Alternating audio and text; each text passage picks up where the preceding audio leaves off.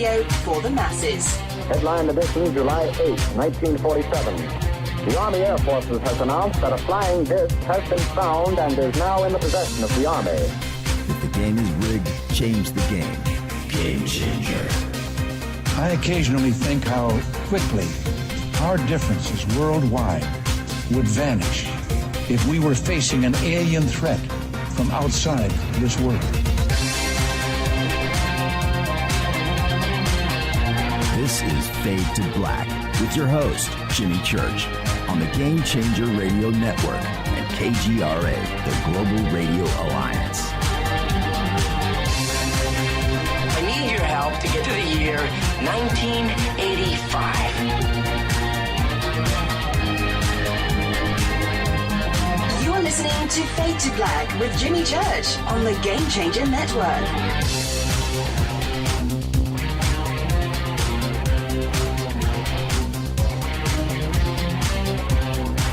Good evening. Fade to Black. Bespoke radio for the masses. Yeah, man.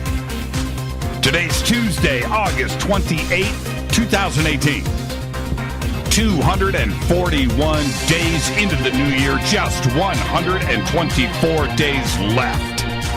We are live from a bunker somewhere in the middle of beautiful downtown Burbank, California. And I would like to welcome everybody listening all around the world, all across the United States.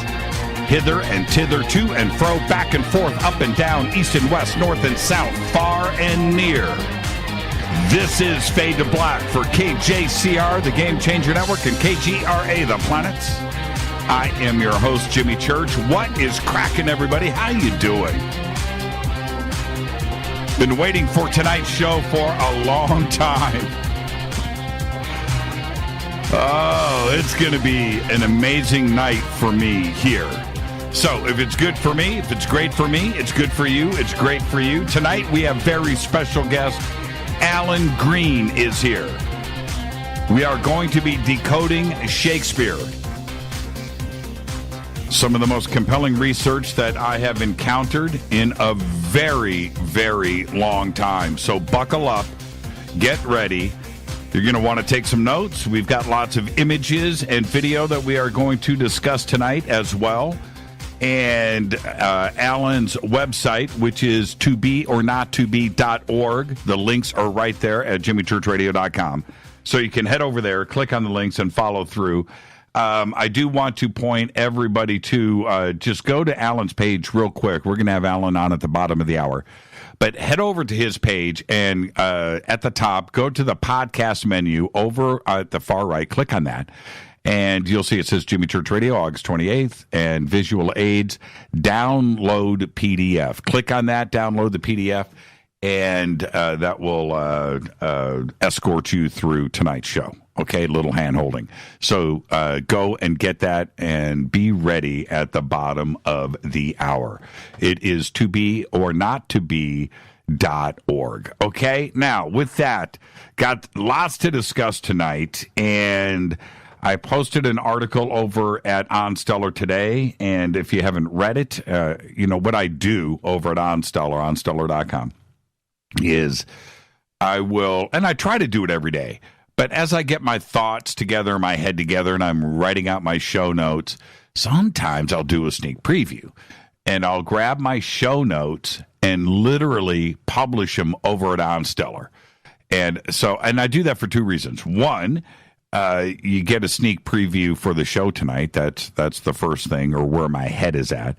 But second, if you miss the live show, you know, the live show, the now show, you can go and read the show notes, check that out, and then go and listen for the replays.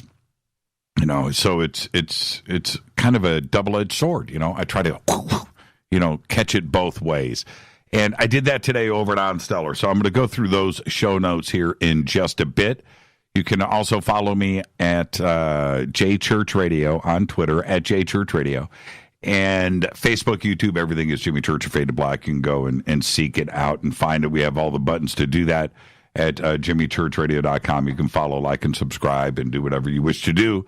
And if you go to tobeornottobe.org, Alan has got all of his social media up there, too, as well. So you can click on his link at jimmychurchradio.com. Head over there, and all of his social stuff is right there. It's very simple. It says social at the top of his page. Any questions or comments during the show tonight? Use hashtag F2BQ on Twitter. And the sandbox to engage in all of that exciting conversation is hashtag F2B. We have 2 chat rooms open, one at KGRA The Planet, and, of course, one over at Spreaker. And I do keep my eye on Spreaker. Yeah, there you go. Letting everybody know. I keep my eye on Spreaker. Yeah, kids. You can email throughout the show, Jimmy at jimmychurchradio.com. And breaking news, are you ready for this? Pink Floyd founder Roger Waters has found himself blacklisted by being added to the Ukrainian database of national enemies. Roger Waters, after statements to Russian media about Crimea and the conflict in the Ukraine. Ukraine says that and I'm air quoting here, that the criminal Waters is responsible of anti-Ukrainian propaganda, attacks on the territorial integrity of the Ukraine, and participation in attempts to legalize the Russian annexation of Crimea. Unbelievable. Roger Waters. You know what? You know you've arrived. You know you have arrived. You have succeeded. You've done what you wanted to do when you show up on a country's national enemies database. Congratulations there, Roger Waters. Pretty cool. Also today, Puerto Rico's governor says that he's revising the official death toll from Hurricane Maria in the wake of a report from George Washington University that estimated the storm caused, are you ready for this? 2,975 deaths. Originally, the official death toll was 64. Unbelievable. All right, don't forget, you can subscribe to our podcast. We have over 900 archive shows. Custom apps, Apple, Android, all platforms, just $2 per month. Go to jimmychurchradio.com, click on that podcast banner.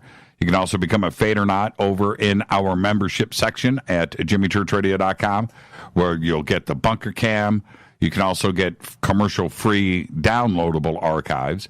And if you get the Game Changer, you get all of that fabulous Fade to Black gear. That's right, including that Fade to Black embroidered autographed hat that we don't sell. We don't even give it away. No, that is just for you, the Game Changers. Check out all of our sponsors. That's how this show survives every single day of the year. Life Change Tea. Get the tea.com. River Moon Coffee, makers of the Fade to Black blend. Ancient Life Oil. Organic CBD. Sacred Skull, some of the best jewelry you'll ever see, handmade, 15% off when you mention me or Fade to Black, by the way. Numana Emergency Food Storage, and, of course, Bearing Optics Night Vision Goggles. Let's get the show cracking. Happy birthday to today, Jack Black. Jack Black is 49. Shania Twain, the country version of AC/DC, today is 53. Also, Arnie Hammer today is 32. Now, Arnie Hammer, great actor. Yeah, that's right. From that dynasty, right? But he's 32. And he is amazing. And if you haven't seen The Man from U.N.C.L.E., you've got to go check it out. Guy Ritchie's film, and it's a great film, beginning to end. It's got a great end, got a great beginning. Arnie Hammer played Ilya, better known as Peril, in The Man from U.N.C.L.E. You've got to go check it out. He's so good. And also, Jennifer Coolidge today is 57, and she is one of the funniest ever of anything in human history. Jennifer Coolidge today is 57 years old. She was so great in A Mighty Wind, Best in Show. I like trains. Yeah, Jennifer Coolidge today is 57. Happy birthday. On this day in history, OTD, 1996, it went down.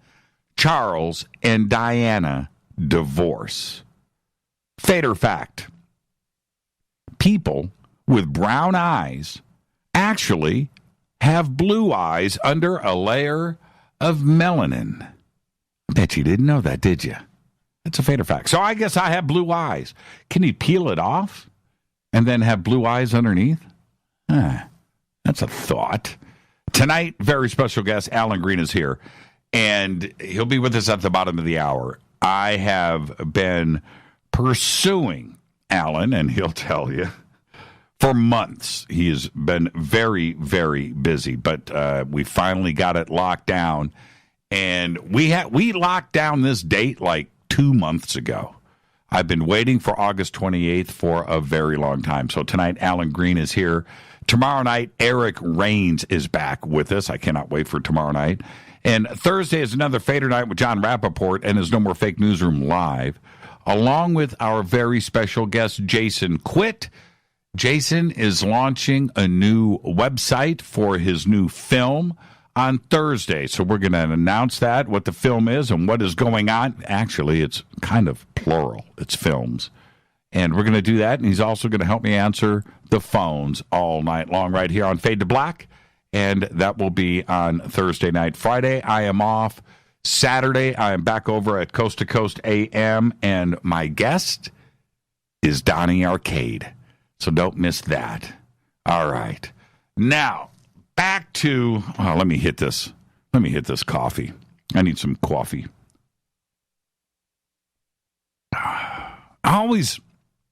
Do you notice that? Before I lose my mind, before I just go off, I need a shot of coffee. Yeah. I'm going to do it again.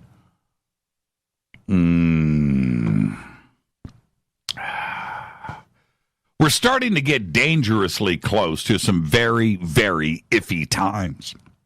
And what I mean by that, does the world, your world, everything that you have come to know and understand, does it feel different to you right now, today, in the now? When I say everything, I truly mean it. Everything. Something has shifted. We have so much to digest at the moment that it's really getting overwhelming. And you really need to listen to every word that I'm about to say. Because a partial list, a very, very partial list, includes some of these things that we deal with every single day. Over the last year, we've had UFOs on the front pages of the news. We've got Russia, China, Syria, North Korea, Iran, Canada, Mexico, the UK, Germany, all fighting something or someone or each other. Canada. How can Canada be offensive to anybody, including this country? Right? Mexico. Unbelievable. The UK. Allies, right? All fighting. We've got racism. We've got sex. We've got porn stars, hush money, walls being built. We've got politics in Washington, D.C. just everywhere. We've got Tesla. We've got shootings. We have Facebook. We have YouTube. Harley Davidson is upset. Harley Davidson. The NFL, kneeling or not, is suddenly an issue. I could go on and on and on and on and on. I could throw in the Cookie Monster. I could throw in roller skates too. And I can cause an argument. I can cause a fight. I could divide the country if I bring up anything out. Spare tires. Let's divide the country. Bring up whatever. tube socks, stripes or no stripes. Let's burn this sucker down. Pretty much anything that you can think of, everything has been flipped. It's been twisted. It's been toasted and roasted. All of it, everything. One news site says everything is great in the world. Nothing to see here. Move along. You go to another and everything in the world is wrong. You go to another, maybe even pick an international site, and you'll get the opposite of the opposites. Everything flip-flopped into a crazy stretched piece of saltwater taffy. Now, it's entertaining, but it's also scary at the same time. Never before have we been so challenged to filter out the static, the fuzz. But, that is how we must have it. We have to have it this way. We have to allow for everything to be published, to be written, to be broadcasted, and to be viewed, whether you agree with it or not. It's the way it must be. We have always known that our news is controlled. We accept that. And there is also an alternative source that has always been there for us. Voices, reporters that will challenge things, and we can go and seek them out. Nobody should be silenced. No matter what you like, there will be someone out there who doesn't. I guarantee it. You prefer vanilla, and you get the chocolate fight. That's fine. Red or blue, Coke or Pepsi, Ford versus Chevrolet. Yeah, I'm a Ford guy, by the way. That's right. I'm a Ford guy. Let's divide this country. Church is a Ford guy. I knew it. Today, there seems to be this massive change happening. One that says we can't trust anyone. We can't trust anything. We can't do anything anymore. And this narrative is spreading, and it's very, very dangerous. I can't predict the future. I can't. But a few years ago, I had said that if you flipped your news headlines over 180 degrees, you would be closer to the truth. Remember that? I did that for a year straight. I would pull up a headline, flip it over, and we'd all get a laugh out of it. Right? Remember that? Well, what I didn't know then is how right I'd be today. It scares me. 3 years ago, did you really think we'd be in this kind of chaos right now? Did you have any idea? We're moving along at light speed into something that we are seriously going to regret. I also said many, many, many times that I walk around with flowers hanging out of my pockets. And I remember saying that so much and I was trying to project something.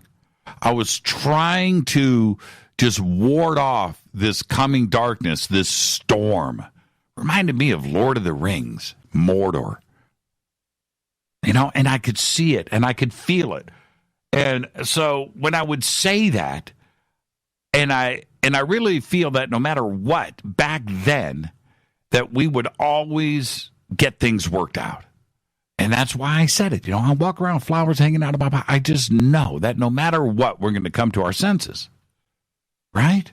And I said this because I was watching things unravel. It was starting to come apart. What I've always known is that we have to go to the edge of that cliff. We have to. We have to take a peek. You're in the dark and you're just up on the edge of that cliff and you stick your toe out, and you're feeling out there and you feel the edge of the cliff and it's right there. It's right there. And you can just look down from the darkness into the deep, dark, scary unknown. And you've got to do that so we can back up a step and go, whew, man, phew, we almost went there. But we didn't. That's where we are at right now. That's where we find ourselves today. We are so close to becoming completely unhinged. Completely. What made this country so great, our world, is that we are all different. All of us, we're all different. Just because somebody doesn't agree with you doesn't make them wrong. It makes them different. When somebody out there says negative things, and it's daily, pointed at those that they don't agree with, share values, whatever, and that they are right, so everyone else is wrong, well, you know what? It shakes me to my core. I don't dig it. I don't get it. I don't like it. It's not who I am, and it's not who you are. I was raised, just like all of you, I was raised to accept anyone and everyone for who they are, no matter what. That's the way I was raised. And I've never forgotten that. Those are my core values. It's what makes this country so bleeping great. It's what used to make, think about this, it's what used to make YouTube great. It's what used to make Facebook great. It was AOL back in the day, because the net brought this world closer together. And we were able to hear and see the voices and faces from all corners of the planet in real time. And for a minute there, we tasted it. And it tasted good. The wonder of everything was just a click away. We had a glimpse of what we could be. The future was getting really, really cool. It was amazing. It was. And somehow we managed to let it slip away. And we had it too. And right now, I don't know how it can be brought back. If we could just roll things back 10 years and know how we took ourselves apart in 2018, 2017, 2016. What are we doing to ourselves? We were so close. We were so close. So, it's like this. Before this country, this world gives into this us or them mentality, we need to step back and take a breath. A deep breath. Us or them, and you need to listen to me, us or them will never end good. That has a very bad finale. Today, we have all of the news, all of social media. Everything is saying that we're on the verge of, well, a meltdown. But I don't think so. I really don't. This is their narrative, not ours. This big social experiment will have some very bad effects if it's not toned down soon. And I'm not talking about, you or I, bad effects on us. We're already affected. I'm referring to them. It's not going to end well. This country, this planet is much smarter than that. We have grown up. And at some point, enough is going to be enough. And I mean it. Do you know who has the right answers? For real? The right answers. Everyone. Us.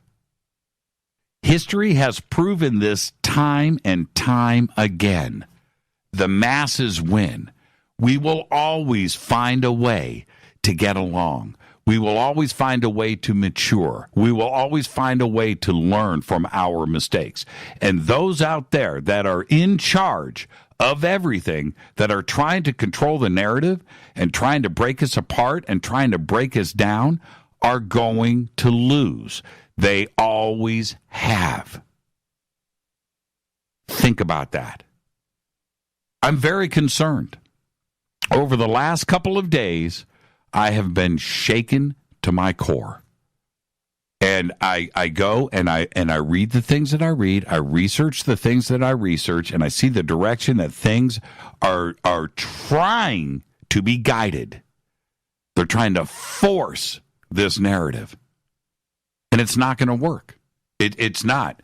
It's freaked everybody out, and I get that. And one of the things that I discuss so much on this show is order out of chaos. It's a cyclical thing. This planet runs that way. Mother Earth runs that way. And you can't have order without chaos. And it's cyclical. And right now, we are on the verge of some crazy stuff. So we've pushed it as far as we can push it. We've let them push it. We've let it happen. I've talked about these triggers, these trigger words, these trigger narratives, and there's something in our DNA that allows it to happen. And it's happened throughout history over and over again, and we are right there. And you go back and you look back 200 years. Look back 30 years. Look back to 1990 in the Soviet Union. And what happened there? Let's go back to World War I and World War II, back up to the revolutions and all of the things that were happening around the world with Spain and Portugal and Italy and China and Japan. And back up before that, the Roman Empire. Look at Greece and look at Egypt. It's happened over and over and over again. And that's where we find ourselves today. We're going to go right there. We're going to go right to the edge, and we're going to take a peek. This is Fade to Black. I'm your host, Jimmy Church. Tonight, Alan Green is here. I have been waiting for this show now for 3 months. It's finally happening tonight. This is some of the best, most compelling research I have seen put together in a very long time. We've got a great presentation for you, so take notes. Go to tobeornottobe.org. Download that PDF in the podcast section, and I'll be right back with our guest, Alan Green, on the Game Changer Network and KGRA The Planet. I'm your host, Jimmy Church. Follow me on Twitter at JChurchRadio. I'll be right back after this short break. Stay with us.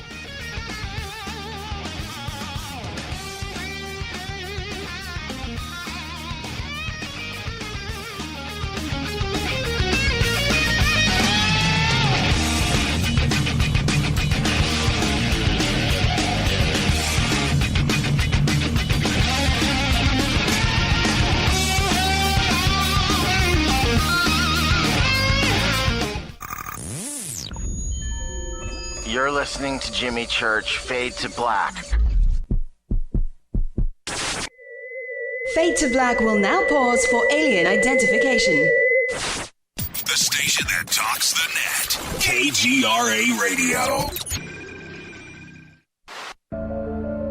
When you take the beans from Central America with dashes of Indonesian and African mixed in and then roast it to the dark side of Fade to Black, you create the ultimate brew of fringe. Introducing the Fade to Black blend from Rivermoon Coffee. Yes, Rivermoon's darkest customized roast was created for the love of Fade to Black. The alchemy of masterful roasting and smoking the beans is in every sip of this full-bodied, dark Java. I need my coffee dark, deep, with distinct bittersweet chocolate highlights, just like the bunker. Leaning further into the darkness of the roast is Fade to Black blend from Rivermoon Coffee. Just click on the banner at jimmychurchradio.com and use the promo code F2BBLEND for 15% off of your order today. Go Beckley Teppy. What can I say about the most popular tea on the internet? And what do customers say about Life Change Tea at getthetea.com? A lot. But by federal law, we at getthetea.com cannot make claims to how this product can enhance your health. We cannot even post our testimonies without being in compliance. So how do we get past the hump? Try our products at getthetea.com and see for yourself. You can send us a testimony, but we just can't post it. Bummer. Our products are GMO-free and organic. We pride ourselves in being the best we can be, and we urge you to take charge of your health. We're 11 years strong, and many of our customers have shared their successes with friends and family. Protect your colon. Log on to getthetea.com. That's getthetea.com. Getthetea.com. Getthetea.com. 9 out of 10 geneticists agree.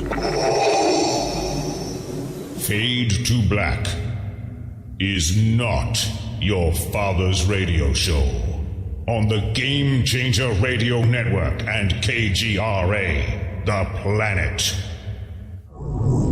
Win big with KGRA this summer. Tickets and hotel accommodations to the biggest conferences, autographed books and DVDs, chances to win all-inclusive conference cruises, and private dinners with your favorite KGRA hosts. Click the contest tab at kgraradio.com for your chance to win big this summer. Your contact for the best alternative talk radio on the planet. kgraradio.com.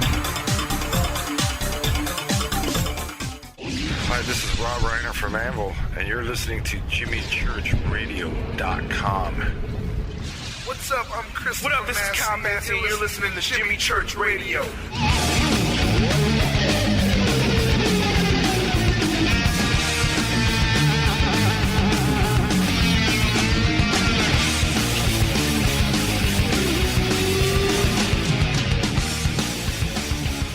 All right, welcome back. Fade to Black. I'm your host, Jimmy Church, on the Game Changer Network and KGRA The Planet. You can follow me on Twitter at JChurchRadio. Hashtag F2B is the sandbox. Come and engage in the conversation. Tonight, Alan Green is here. We're going to discuss his amazing research in decoding Shakespeare. Tomorrow night, Eric Rains is back. Thursday night is another Fader night with John Rappaport and his No More Fake Newsroom Live. We have special guest Jason Quitt's going to be here helping me managing the phones and making a big announcement about his new movie. And then we'll have open lines all night. But tonight it's Alan Green. Alan was the musical director for Davy Jones of the Monkees for 12 years and co-author with Jones of 2 best-selling award-winning books, They Made a Monkey Out of Me and Mutant Monkeys. Green's first academic book, Dee-Coding Shakespeare, was initially published in 2010, but he withdrew it from the marketplace because of new discoveries, which he knew would have a huge impact on the eventual goal of opening the altar stone. We're going to talk about that in just a minute. He thought it would be better to wait and launch both books together, little suspecting those discoveries would take another 6 years to complete. Book 1 was released in September 2016, the follow-up, Barcode, in mid-2018. The third in the series, The Shakespeare Equation, is slated to be ready in late 2018. With the Holy Trinity Solution series almost under wraps, Green will return to finishing his musical, Bard, based on those much misunderstood love poems, Shakespeare's sonnets. And, man, wait till you hear what we're going to discuss later about that page. We're going to do it all tonight. His website, of course, is tobeornottobe.org, and I would like to welcome for the first time to Fade to Black, Mr. Alan Green. Alan, good evening. It's taken us a long time to get here, but we're here. We're here, Jimmy. It's good Glad to be here. Yeah, it's good to hear your voice. And before we get started, you get the first-time guest disclaimer. Yeah, so let's get that out of the way, which is, Alan, it's just you and I sitting on my couch having a conversation as friends. And where the conversation starts, it starts. Where it ends, but we're going to end as friends. There you go. You ready? Sounds perfect to me, Jimmy. Let's go. Now, you and I are a lot alike. And I'm going to say it like this. I'm a musician. I had a career in the music industry, very successful, very fun. And here I am today with you on this radio program. So we've got these very, very strange parallels between the two of us, and the quest for knowledge and research is now paramount in both of our lives. And I want to back up. I just like everybody on this planet, I think we were all a Davy Jones fan at one point or another. And so let's actually go back to those days, and how did you meet Davy? And you had your own career too as well. Well, the funny thing is, I wasn't a Davy Jones fan or a Monkees fan at all, and that's where I'd actually like to start the story, because we all, maybe some of us remember 1966. I'd be coming home from school, and there was this new TV program on. right? Hey, hey, we're the monkeys. Mm-hmm. And I'm watching it, and I absolutely had a visceral reaction. I hated it. And it was all ego. I mean, what it was for me. I was 17. I'm a musician. I'm going to go out into the world. And like all kids at that age, I wanted to be the next Beatles. And this little guy from round the corner from me in Manchester had got that gig. Davy Jones, there he was. He was the next Beatles on TV, just around the corner from me. I didn't know him, but he'd got the gig. And so I actually had this absolute gut reaction where I actually hated him. No rational reason at all, because I didn't know him. Understandable. So I want that to just stay in the air for there, because then you'll see years later I meet him. And wow, it is karma. It is karmic. It's just, why did I hate his guts so much? It was very interesting. Did you ever tell him that? Did you ever say, dude, at one point I could have choked you? Oh, sure. Yeah, the day we met. Yeah. That's great. No, but the thing is, I don't know if you grew up in that era or not, but you were either a Stones fan or you were a Beatles fan. That's right. You'd walk on separate sides of the street going to school. You know what? Can I? I'll just tell you, I was neither. I didn't. You know what? What's really funny? I didn't get either of them until I became an adult. And I go back and I listen to that stuff now, and it's just like, man, what was I missing? But I fought it. I was more of a Hendrix guy. I was, I was going in the other direction of everything. But you just said Hendrix, and there's a story. I mean, right? You know that when the Monkees first went on the road, because they're this huge success on TV, obviously, because it's like a military operation. They know they're going to be a success. Kirshner's got the best songwriters working for them. Every week they put out a new song that's going to be a hit. And at some point, they had to end up on the road. So they do a concert. Their first concert, where they're still really learning to play together, is off island. It's in Hawaii, so that it's not mainstream. It's like being off Broadway. Let's do it here in case it bombs. Sure. Well, who was their opening act? That's right. Hendrix. That's right. And the fans booed him off the stage because they wanted Last Train to Clarksville. Right. I mean, can you imagine Hendrix gets booed off the stage of all these, the Monkees fans. Anyway, but we're getting ahead of ourselves there.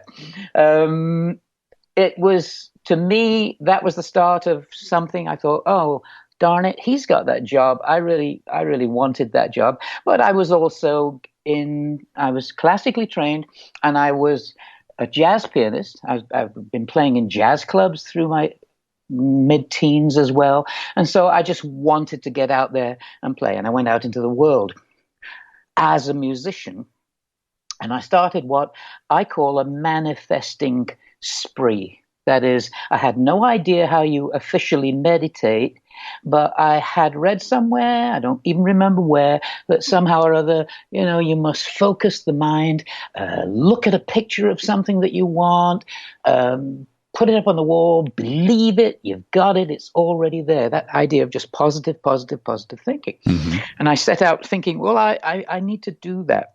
And I literally did that. As soon as I got the travel bug, I went to Africa with a jazz band. I came back and I thought, I really want to do more of this travel. So I actually got a picture of a cruise ship. Don't know what was the impetus. I don't know what. I just thought, cruise ship, well, that'd be cool. Yeah, I'll be out. I'm playing the piano, and I could picture myself playing the piano, palm trees, blue oceans. I'm from Manchester, never seen anything like that. Right. I'm thinking, oh, that'd be great. And of course, shipboard romance every freaking week. I mean, that was the impetus. That's Nothing wrong with that. Nothing wrong with that at all. And so I put this picture up on my wall, and I did that every night. I would look at that picture and believe I was on it. And I swear to you, within 2 to 3 months, I get a phone call from somebody I do not know out of the blue. He says, I hear you're a pretty darn good pianist. He says, would you like to go on a cruise? And I thought, oh, that's how it works. Great. He said, my pianist just died in a bar fight. I've got an opening. So I was kind of conflicted from the start. I thought, oh, shit, I made this happen, but I might be responsible for some guy dying in a fight, Anyway, yes, I went on the cruise ship, and that was sort of started it. I thought, oh, great, that's how you do it. And I started to think, manifest. The next thing I did, I was starting to write songs. I got a song recorded by Merv Griffin, that TV talk show host.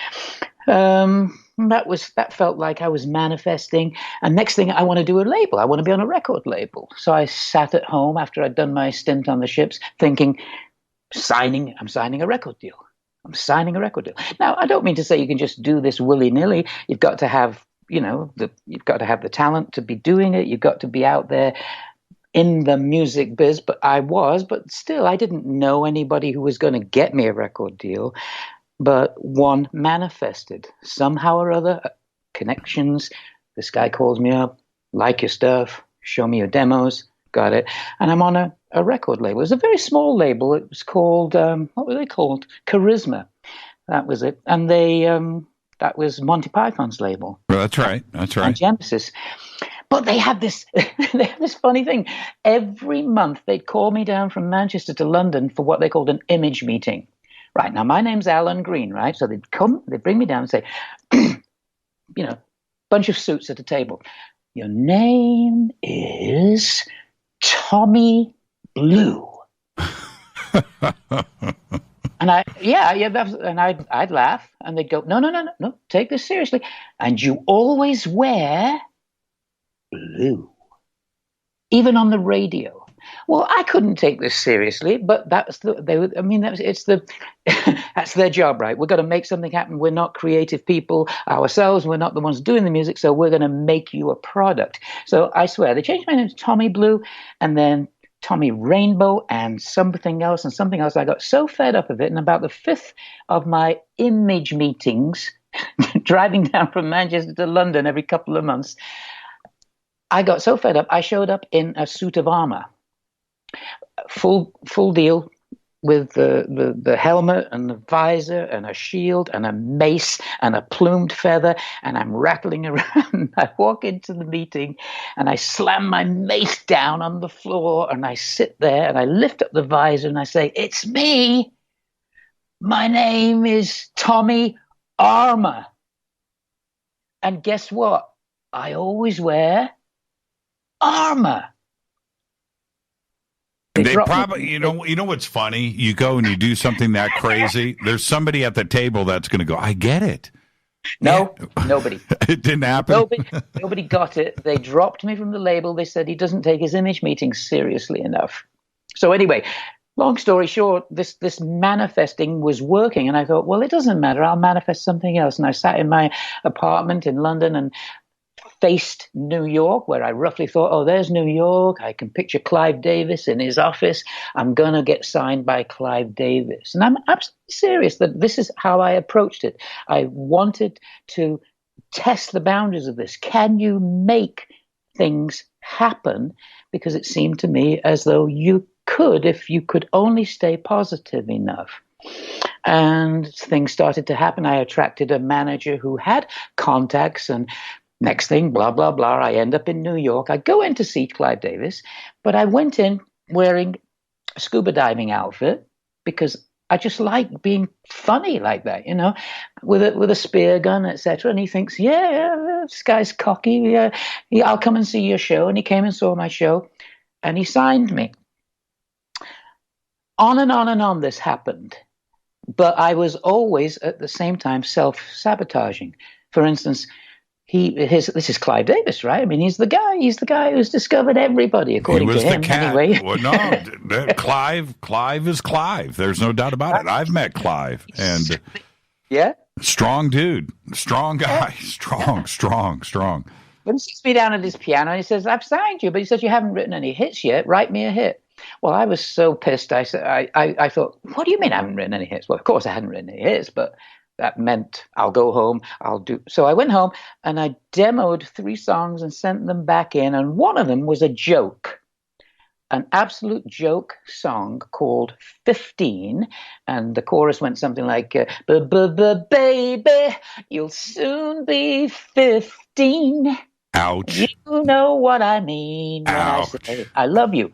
Well, I was 27 at the time, right? It was a joke. And Clive says, that's it. That's a hit. I said, yeah, but I just did that because you said I couldn't. I mean, no, don't make. He made me record it under duress. I recorded it thinking, well, he'll change his mind and I'll record a bunch of other stuff. We did a whole album, and he absolutely insisted, that's it. You have to release that. And by that time, they changed my name to Arlan, Arlan, Green. And I refused. And Clive Davis, being Clive Davis, said, right, well, goodbye.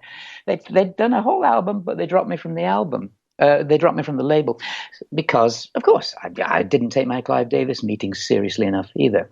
Anyway, this went on and on for some time. I mean, I crashed Elton John's press conference next because I've got an album, but it's not going to come out. And I see Elton John on the street in London, and I run to where I know he's going. He's going to Rocket Records, and I burst into his press conference to give him it wasn't a tape, it was actually a vinyl. It was a finished vinyl, but with a white cover because it wasn't ever going to come out, And his bouncers jump on me, and Elton was actually quite nice, and he says, no, don't hurt him. What do you want? I'm in a room full of photographers flashing that he's announcing the launch of Rocket Records. Well, the launch of him and Kiki D doing something on Rocket Records. So anyway, I just did a whole stream of these things thinking that's how you manifest these things. And to cut a long story short, you can do that. I found out that you could do that, but there was something wrong with my methodology because I was absolutely convinced that ego me, was the person that was doing it. And I wasn't giving a thought to where that energy, that power, or the ability to do it was coming from. And so I was definitely rocketing towards a comeuppance, and that comeuppance happened in the fact that here I've got dropped from Arista, Elton didn't sign me, I went to America and I did auditions for about 20 labels, all of which said, oh, fabulous, but then nothing came through. In other words, I hit a brick wall at some point where it was just not working. And when that happened, I happened to be driving back from a trip to a friend saying, I don't know what I'm going to do. I thought this was always going to happen and I could make it happen, and it's not. And in that time, I won't go into great detail, except to say that I wanted to communicate this. And so that PDF that you pointed your listeners to, if anybody wants to download it, there's a picture on that PDF of a circle with 100% at the top and 0% at the bottom. That's the only way I can sort of describe it. So you'd have to see it. But the point was, I began to understand that by focusing one's thought, positive thought, right? Cruise ship, record deal. It depends on how positive you are. If you are sitting in meditation posture saying, I see it, it is, and then you come out of meditation and your little voice that we all have inside is going, who the hell do you think you are? That's not going to happen, is it? Because we all have those negative voices. And that's manifesting too. So you're attracting it, but then you're repelling it with your negative thoughts. And I had a sort of intuitive understanding of this, and that this is what was happening to me. But I could see quite easily a sort of a 50-50. If you were 50% positive during the day and 50% negative, where are you going to be tomorrow? Exactly where you are today. You're not going to manifest anything. You've got to push it up towards that 75% positive, 25% negative end. So if you look at that diagram, it kind of shows you that if you then drop a line from that 75%, it drops it down onto a line that goes through the circle.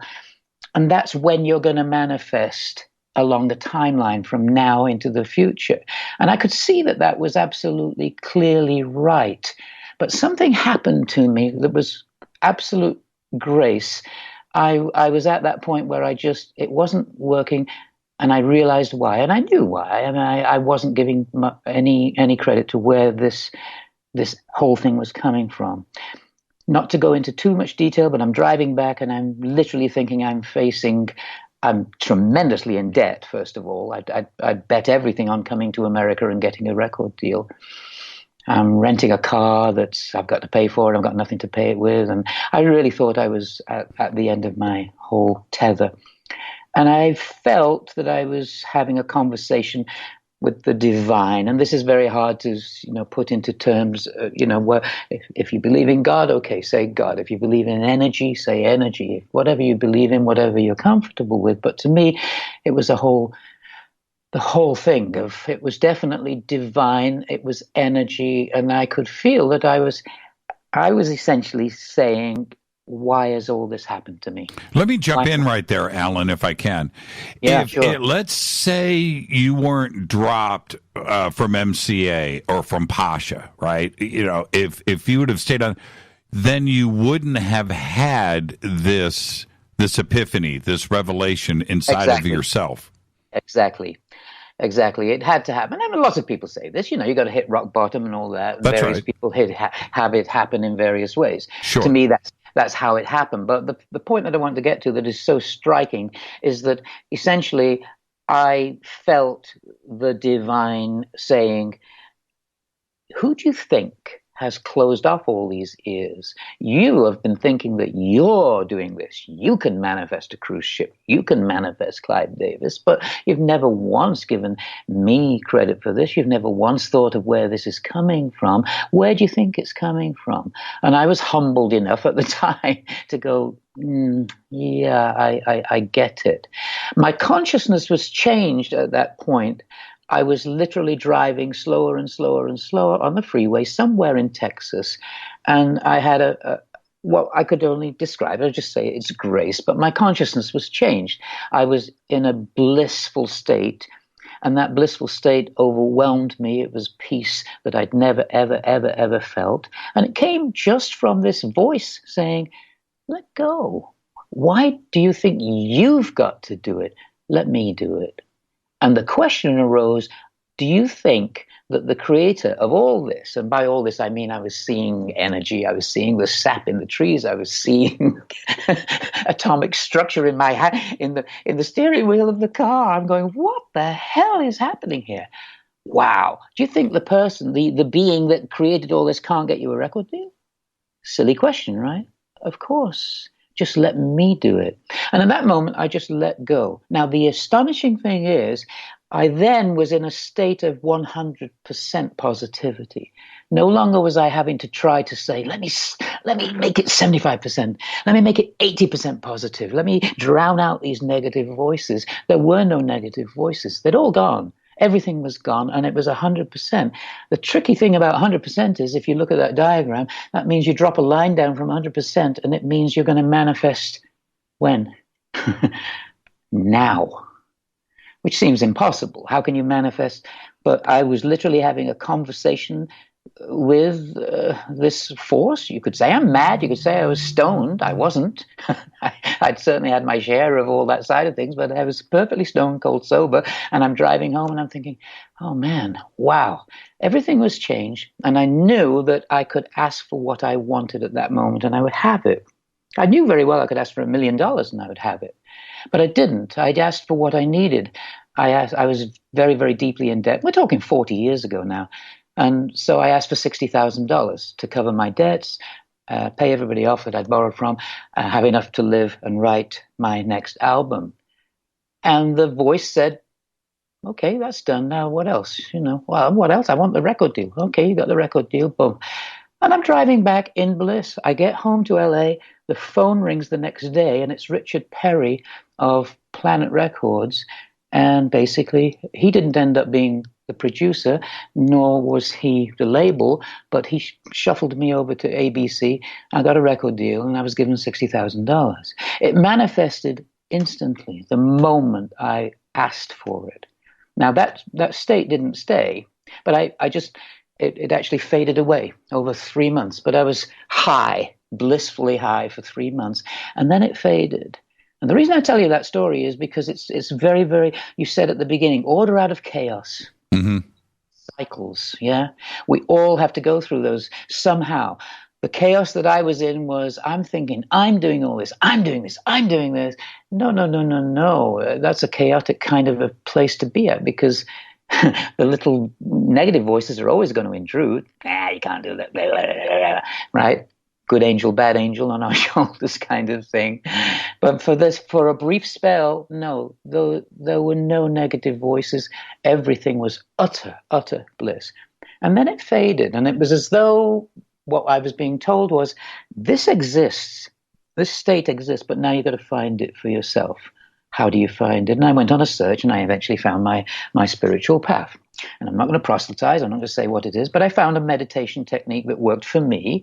And I just simply say to anybody that is interested, well, search around, you'll find something. It will resonate. If it resonates for you, then do it. But at least give it a time. I gave it a year. I said, well, I found out how to meditate properly now through this particular teaching, and I started to meditate. And then, now I get another record deal. Now I've got an album coming out. Now I was given my hit record, I Surrender, which is all I ever wanted. I just wanted the Davy Jones gig. I wanted that. And so the moment I got it, and I swear to you, I called the album I Surrender because that's what I was doing. The song sounds like a love song, but really it was a song to the divine. I surrender to you. And literally I had, it all came, and I had everything I wanted. And at that point I was meditating a lot, maybe 4 hours a day, and just thinking, this is all I want. I want to be a monk. I actually applied to the teachings that I was doing. I said, I want to be a monk. And they said, I don't think so. Just stay doing what you're doing. Phone rings. Now, I made a vow, and here's where it gets to be very, very fun. I made a vow. And what do you do when you find your spiritual path? I made a vow of celibacy and sobriety. Right. What? I was absolutely serious. That's not too Hollywood, Alan. So the phone rings. Got a gig for you. Got to show up. Can't tell you what it is, but you got to whip this band into shape because they can't play. They can't read charts. I show up for the gig. I'm playing with this band. I'm teaching them how to get the charts together. But every fourth number is a monkey song. I'm thinking, what is this? Nobody will tell me anything. I'm teaching the band how to play. And then in through the door at the end of the theater walks the bastard that I'd hated since I was a teenager. Davy Jones. And he walks up to me.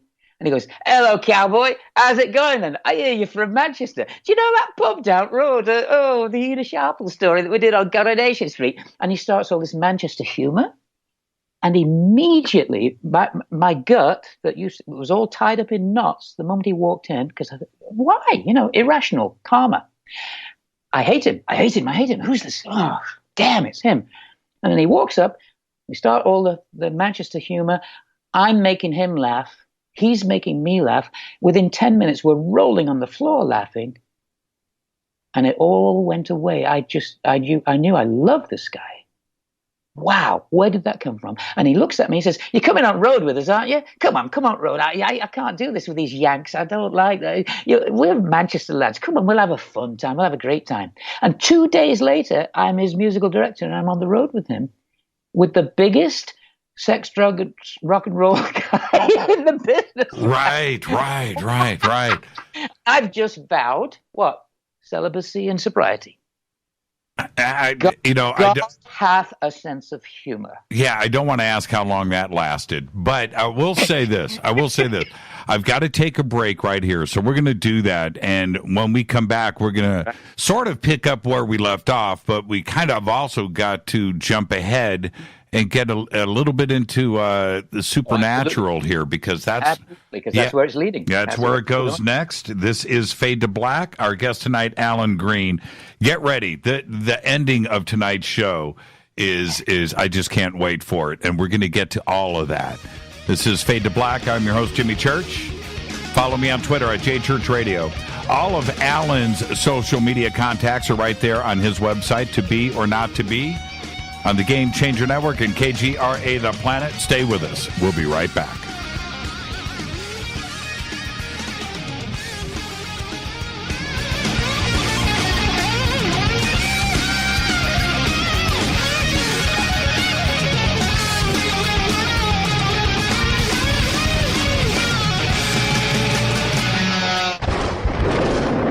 is Fade to Black with Jimmy Church on the Game Changer Radio Network and KGRA, the Global Radio Alliance. This is KGRA Digital Broadcasting Station, Salt Lake City, Utah, Van Buren, Arkansas.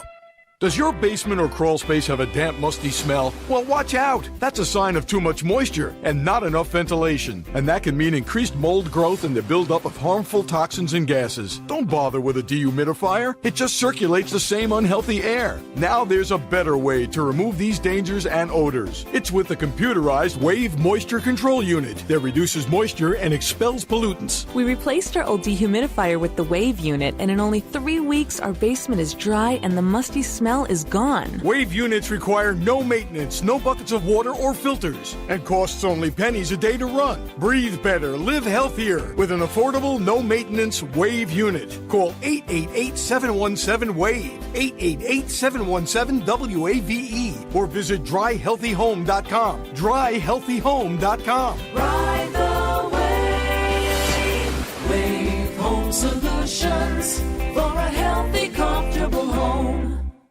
Hello, I'm Katie, and you're listening to my main man, Jimmy Church, on jimmychurchradio.com.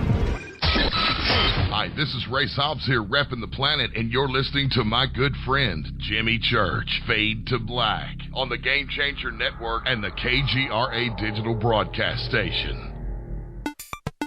This is Toby Kebbell. You're listening to jimmychurchradio.com. Don't hurt me, Jimmy. I'm only little. Hey, I'm Adrian Grenier. And this is Ari Gold. We're of the Honey Brothers. Yes. We're of the Honey Brothers. Hey, I'm Adrian Grenier. And I'm Ari Gold. We're the Honey Brothers. And you're listening to Jimmy Church. The Revolution. This is Micah Hanks of the Gralien Report, and you're listening to Jimmy Church on Fade to Black, across the globe on the Game Changer Radio Network and the one and only KGRA Radio, The Planet.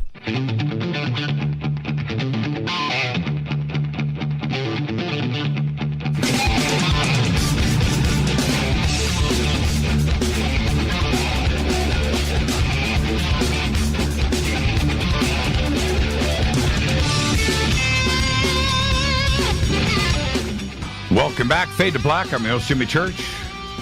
Tonight, Alan Green. We are decoding Shakespeare tonight. We've got a lot of images, illustrations. We've got some video, some PDFs that you need to download. All of that is right there. It's kind of a multimedia type of night with you, Alan. And we've got a lot to squeeze in here, but I've got two questions that I've got to get out of the way first. At this point in your life, going back to this period when you first met Davy, did you have any interest into the esoteric or to the fringe sciences, or, you know, who Shakespeare really was, Giza, Egypt, life after death, UFOs, any of this? Was this part of your life? Yeah, I had the interest always in the spiritual aspects and the wanting to meditate. I certainly had read books about that in my youth that triggered a lot of interest in that. That was always there. Certainly I remember reading about, flying saucers and that sort of thing. But the actual crux of what I ended up being led to, no, I had absolutely zero interest in Shakespeare.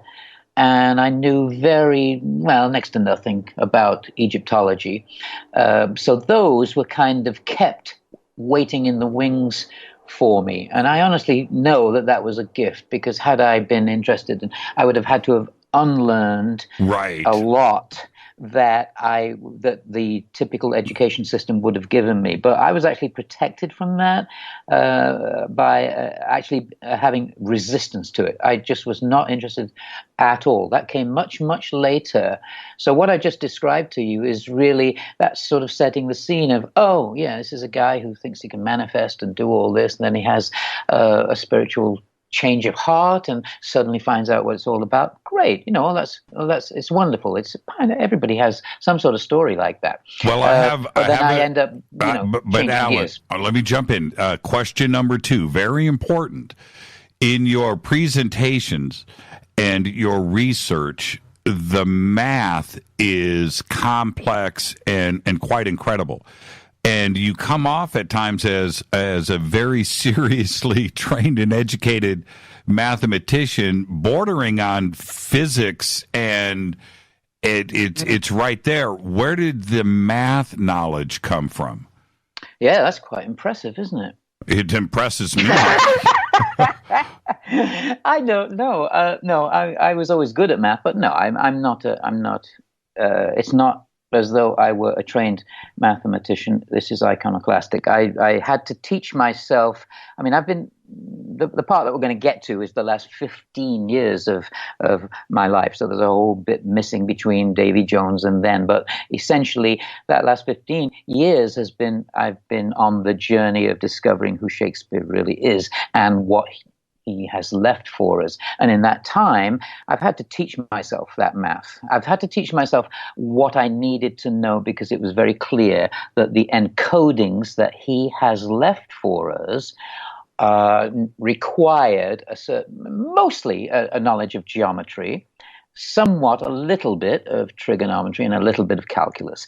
It's not that deep, to be honest, but yeah, I know it looks a bit foreboding, and I understand it was to me. You're being very humble right now. No, the work is extraordinary, and I'll say it for you. It's just tremendous, and we're going to get to all of that in just a bit. I'm speaking to the audience right now. They're probably wondering how complex that. Well, you're going to see and appreciate the research that has been put into all of this.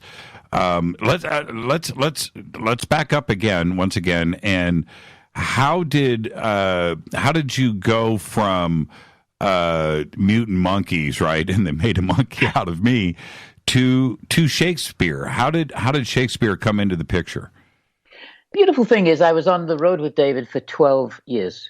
We became really the best of friends, and it was a very lovely experience. And when I said at the end there, the greatest sex, drugs, and rock and roll person, that was a bit unfair. I really send that out as a joke. He was well known to be a very, very, very popular, and obviously he's the guy with the stars in his eyes in The Monkees, a sexy guy. So obviously the women were always very, very, very attracted to him, and that was a part of just being a star. He was always very, very gracious with all of that. It's just that it's a stardom thing. You can't help it. It's going to be part of the gig. And so we ended up doing work together, and that vow I made actually did last 2 years. I finally broke down after 2 years, but I stayed with him for 2 years. And the beautiful thing is, David used to come to me. He'd be partying and saying, "Oh, you're gonna get a party with us tonight, or are you gonna?" He had a word for meditation. He called it "why-meing it." He would sit there and he'd lift his hands up, his palms up, like you do in the meditation posture, and you go, "What do you do when you're doing that? Do you just go, 'Why me, Lord? Why me?'" And so he'd say to me, "Are you going to why me it tonight, or are you going to party?" And I'd say, "No, I think I'm going to why me it again." But I was always still very, very firm on my job of, I must keep this connection going. I want to meditate. I want to understand what all this is about. And I was always reading a certain book, and he'd ask me, what is that about? Beautiful thing is, I walked in on him one day in the green room before a show, switched the light on, and he was in a chair, and he was there with his hands upturned he was trying to meditate. And I said, I got you. You were why me in it. And he goes, no, I wasn't. I was having a nap. So the thing is, he really wanted that. He really wanted to know, what is that? What is that you do that's better than us partying every night? And it broke my heart that he never actually, he would dip his toe in the pool sort of thing, and I'd tell him to get this certain book, and he never did. But it's okay, because I believe in reincarnation, and he's a beautiful, wonderful soul, and I'm sure the next time he comes back, he'll jump right into it, because he was so fascinated by it, but he just couldn't ever quite get past the life that he was in of doing the job that he had. He had that gig, right? That was his gig. So anyway, we ended up being on the road for 12 years, and during that 12 years, I learned to do graphics on the computer. I got the first Macintosh. I got a Mac Plus in 1985. They came out in 1984. I got a Mac in 1985. He's telling me all his stories. I put them all together into the first book, They Made a Monkey Out of Me. I created on the Macintosh. It was actually the first ever entirely desktop published autobiography of a celebrity. We kind of kicked off the whole desktop publishing industry with it. Then a few years later, I did Mutant Monkeys. And what that was about was it was teaching me how to do all these graphics, which later, now you see in the Shakespeare stuff. I do, I'm good at that. I can do these really good graphics. But I had to learn that being with David and putting out these 2 books. So it was very useful from that point of view, besides us being the greatest of friends for all that time. And then, so the new area that I find myself in years and years and years later, after having got married and having a wonderful daughter, Alana, whose birthday is today. Happy birthday, Alana. That's cool. She's 34 today. Wow.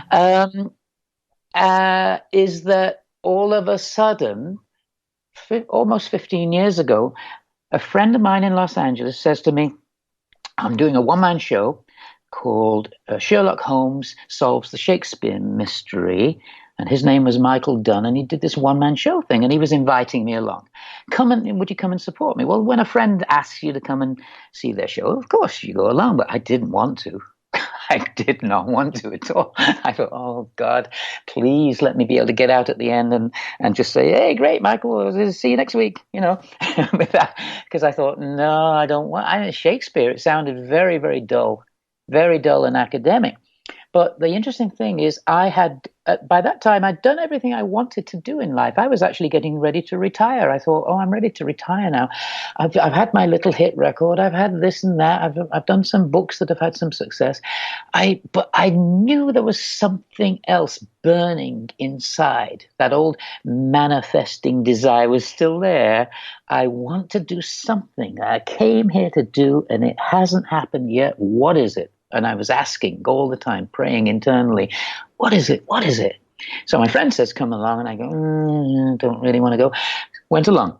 Within 10 minutes of him starting the show, I realized it hit me like a ton of bricks. Oh, my God, this is it.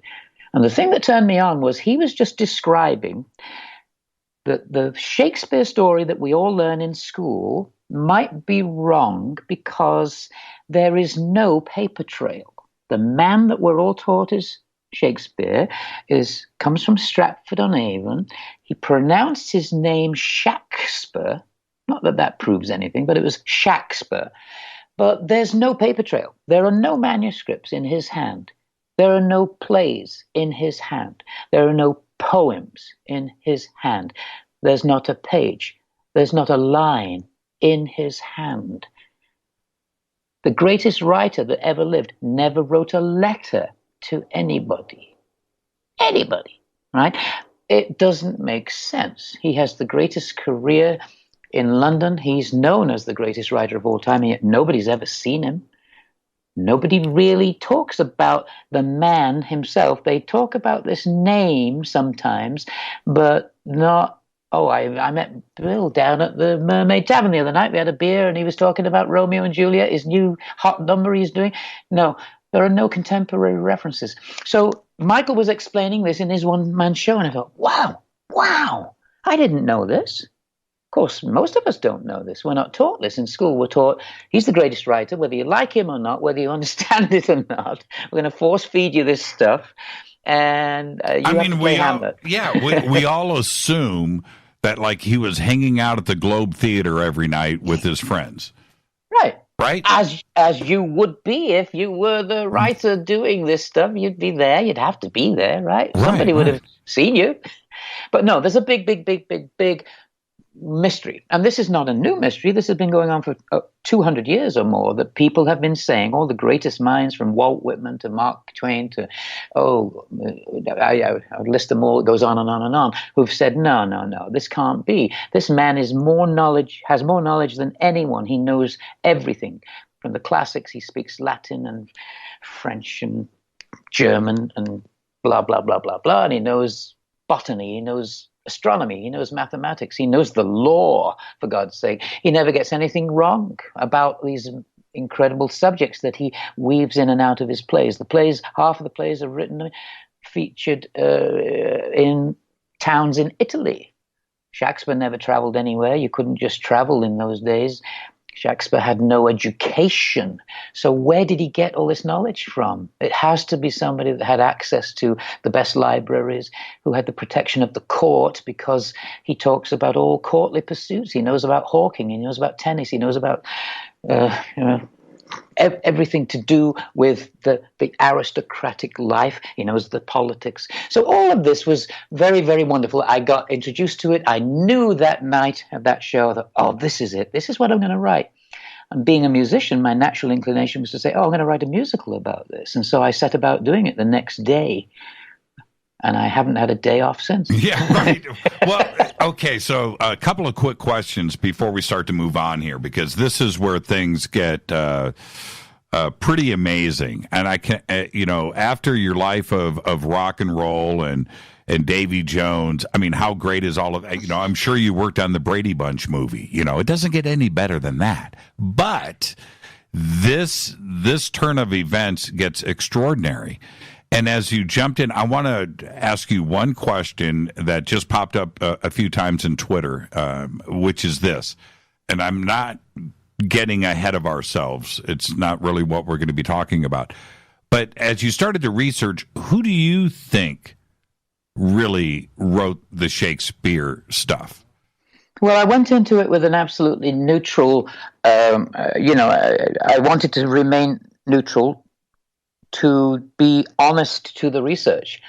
I didn't want to, bias it in any way. I just wanted to read everything that I possibly could about what's called the Shakespeare authorship mystery. Many, many people have written about it. There are, it's staggering the number of books that are out there about Shakespeare, probably 100,000 books, B, about Shakespeare not being Shakespeare, certainly hundreds and hundreds and hundreds of books of that ilk. Many people at first thought it was Francis Bacon. That's right. And that was 150 years or so ago. That kind of, I would say Bacon had something to do with it. I don't want to discount anybody's research because this is such a massive subject, but I don't believe he is the writer, but his name is certainly attached to the codes that I've discovered and what many, many other people have discovered. They were searching for Bacon codes long time ago. But you have to understand the industry, let's call it Shakespeare Inc., the industry, the tourism, it's the second largest tourist attraction in England behind the Tower of London, is going to Stratford and seeing his birthplace and seeing where his grave is in Holy Trinity Church, Stratford, right? And then worldwide, it's a multi-billion-dollar industry because the man from Stratford has no family heirs, and so no royalties are ever going to anybody. The people that benefit from it are the producers and the actors, and fine, that's all fine. It's not a question of, that's unfair or anything, but many, many people benefit from the business of Shakespeare. So if you go in and rock the boat saying, I don't think it's him, well, that can be tricky. So there are many... So to whoever was writing that on Twitter, granted, there are many, many what we call candidates. The leading candidate right now is Edward de Vere, 17th Earl of Oxford. And by that, I mean most scholars who've looked into this believe that. And that is called the Oxfordian movement because he was Lord Oxford. But there are still many Baconians who believe it's Bacon, some of whom are very dear friends of mine. They're very wonderful scholars, particularly Peter Dawkins and many others who understand that this is a deep and almost impenetrable question. To answer you want to ask who do I think it is? I think I strongly think it's De Vere. Well, let's jump ahead because we're gonna run out of time in this segment. Okay. Let's get to and how you pulled it off, and the videos are there at your website, tobeornotttobe.org. And I invite everybody to go and check out what we're about to talk about. but you secretly radared the altar stone at Shakespeare's church. And you did it, as quickly as possible. How did you pull that off? It was like David Copperfield. I had been on this journey 6 years at the time, and codes very clearly stated that the man who was Shakespeare, whoever he was, had left something physical for us. Now, this would be the holy grail of literature. No doubt. The whole thing, right? Oh, he left something? Where? And they state absolutely unequivocally that he's left it inside the Holy of Holies altar stone, just a few feet away from Shakespeare's grave and Shakespeare's monument in Shakespeare's church, Holy Trinity Church, Stratford-upon-Avon. And so, but you can't get there because the whole thing is protected by a forensic system that sprays you with a chemical if you go beyond the bounds of where you're allowed to go normally. There are 24-hour CCTV cameras. It's one of the most visited tourist places in England. So how do you get there? I spent 4 years going to the church, 6 visits, to be their friend. I helped them with all kinds of things. I designed a calendar that they could sell in the gift shop to raise money. We talked about doing a Davy Jones concert to raise money for them. On and on and on. I gradually gained access by helping them in very many ways. It was, there was a little bit of the fact that, well, I want to get to that altar. I mean, I have to admit that, yes. But at the same time, I got to know those people there, and I thought, boy, they don't know what they've got here, and they're certainly not trying to hide something. They don't know. They're just running a church. This is his grave. We charge £2 to come in and see his grave. That's it. That's the business. But I knew I had to get to that altar. And so I ended up doing a presentation of my musical at the church, in the chancel, at the grand piano there. We did a presentation of excerpts from the musical. I did 2 versions of it. One was what I call the dress rehearsal, and at that dress rehearsal I put up a banner in front of the altar so that nobody could see the altar. The banner, 12 foot by 9 feet, advertising the musical Bard. And behind that banner, I secretly had a whole team radar scanning the altar and filming it in night vision. Because I'd been given permission to play there, of course, they had to turn off the forensic system, so no one was sprayed. And at the end of the show, I asked for all the lights to be turned off in the church, and let's do it by candlelight. And I sang my musical version of Sonnet 18, Shall I Compare Thee to a Summer's Day? And while I was singing it, we had 3 minutes in which to scan the altar with radar, film it in night vision so that everybody could see it. And then we sent the results to 2 of the leading radar labs in America, got the results back, and found that, yes, every altar stone, a Holy of Holies altar stone, should have a tiny, tiny little hole that would show up as a little blue area in the scan. And it would be no bigger than a small child's shoebox. The hole that is in that altar is 250 times that size. And the scan shows, and you can see these scans on the website, the scan shows differing levels of density, indicating that it's full of something. Now, of course, it doesn't. The scan was not so accurate. It wasn't a Kaiser Permanente MRI machine. I had to go in there with something tiny that nobody would see us sneaking in.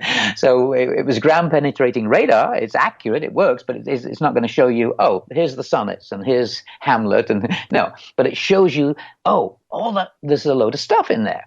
Well, that's it. Yeah, the video, everybody needs to go and watch it. That is one of the most nerve-wracking things for you to pull off by candlelight with this banner in front, and you guys actually go and you pulled it off. Yeah.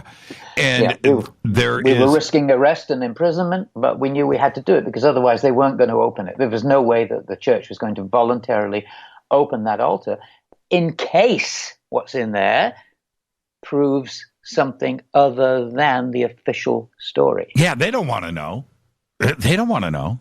They don't. They need. You don't want to disrupt the status quo, and that's it. They're totally cool with that thing staying sealed. Yeah, but we have a plan to actually get past that. And we do.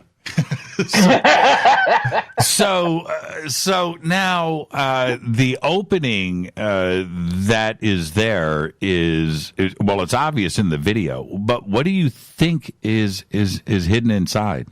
What's the secret? You know, I only like to speculate about things that I know about, what I can actually prove, because it's such a dangerous area. The moment you start saying, oh, it might be this, it might be that, I mean, obviously, people are going to jump to those conclusions. I will say it might be, but please hear my words carefully. It might be all the world's greatest works of literature. It could be all the plays. There's plenty of room for Hamlet, and Midsummer Night's Dream, and Macbeth, and King Lear, and all of it, Twelfth Night. All right, all the manuscripts. That alone would be a cultural heritage that is priceless, because none of it exists. It also might be, let's say, something, an unknown masterpiece. I mean, imagine if I was to say to you, there's a Mona Lisa behind that wall. Shall we go and knock the wall down and find out? The world would be beating a path to that wall and saying, yeah, let's find out. If I said, under these floorboards, there's Beethoven's 10th. Right. What would you do? We would go there. But because this is Shakespeare and there is the terrible fear in the official world of Shakespeare that maybe he's not the guy we've been saying it is for all this time, and we will lose all of our credibility. Now, frankly, tourism would go through the roof. They'd make so much more from finding out what is there. But nevertheless, I do understand it's a tricky dilemma for them. I'm going to help them get past that dilemma. I really am. We're going to find a way to do it, which is a good way for the church to do it, because they really owe it to the world. They've got to do it. We probably should get into this at the next section, because I see we're running up to we're right up against it, but the video is absolutely amazing. It's a nail biter. It's really good. Let's take a break right here. Our guest tonight, Alan Green. When we come back, we're going to pick up where we left off, but now we're going to get into the hidden mathematical encryptions, and it's an absolutely incredible piece of research. This is Fade to Black. I'm your host, Jimmy Church. More with Alan Green right after this short break. Tonight, we're decoding Shakespeare. I'll be right back.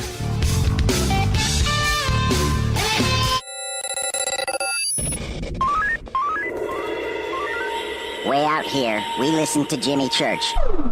You're listening to Fade to Black. Always on the edge of the hottest alternative talk. Jimmy Church with Fade to Black. KGRARadio.com.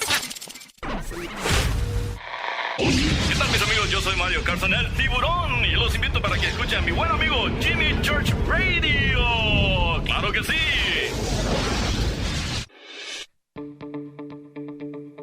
Hurricanes, earthquakes, wildfires. This year we've experienced more than our fair share. This is Jimmy Church of Fade to Black, and last month I decided to make sure my family does not have to worry about food should we get caught in a real emergency situation. Introducing Numana, a healthy, storable product that tastes so good that you'll want to eat it every day instead of just during those times of duress. All Numana products have a 25-year shelf life, are MSG and GMO-free, no preservatives, and are made in America. With the Numana pack in your home, you'll be able to sleep at night knowing that you've protected your family. Not only have I tasted and tested, I own it. Now you can too. Just click on the Numana banner on JimmyChurchRadio.com and use the promo code Jimmy when you order. In addition to a discount, we'll send you an autographed Fade to Black t-shirt. Seriously, go Beckley Tappy. Do you worry a lot? Whether you're a college student, busy professional, parent, or grandparent, ongoing stress and elevated levels of the stress hormone cortisol can rob your memory, your health, and your future. Now you can combat the effects of stress and anxiety while improving your memory and recall at the same time with the dietary supplement Calm and Clever. Studies show that the ingredients in Calm and Clever reduce cortisol by as much as 30% in 1 to 2 weeks. Call 1-800-758-8746 or calmandclever.com. You listen to us, and we listen to you. And so does the CIA. KGRARadio.com. You are listening to Fade to Black with Jimmy Church on the Game Changer Network. Oi, oi, I'm Reese Evans. You're listening to Jimmy Church. This is Revolution. The revolution will not be televised. The revolution is on radio. Ciao.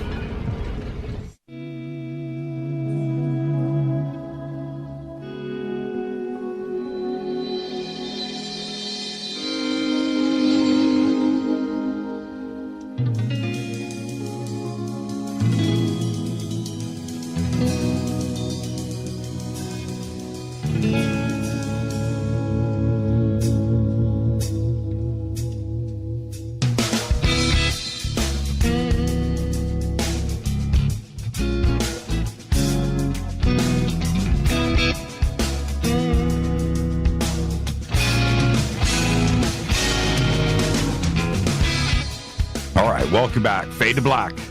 Our guest tonight, Alan Green, and tonight we are decoding Shakespeare. Now, before we continue, I just want to say that, life, the universe, has a strange way of working things out. And for Alan to go through his musical career and to have the universe manifest him to that one-man play and introduce him to Shakespeare, leading him to the altar stone and getting that radar project completed. And you need to go and watch that video. After the show tonight, spend all of your night over at tobenotttobe.org.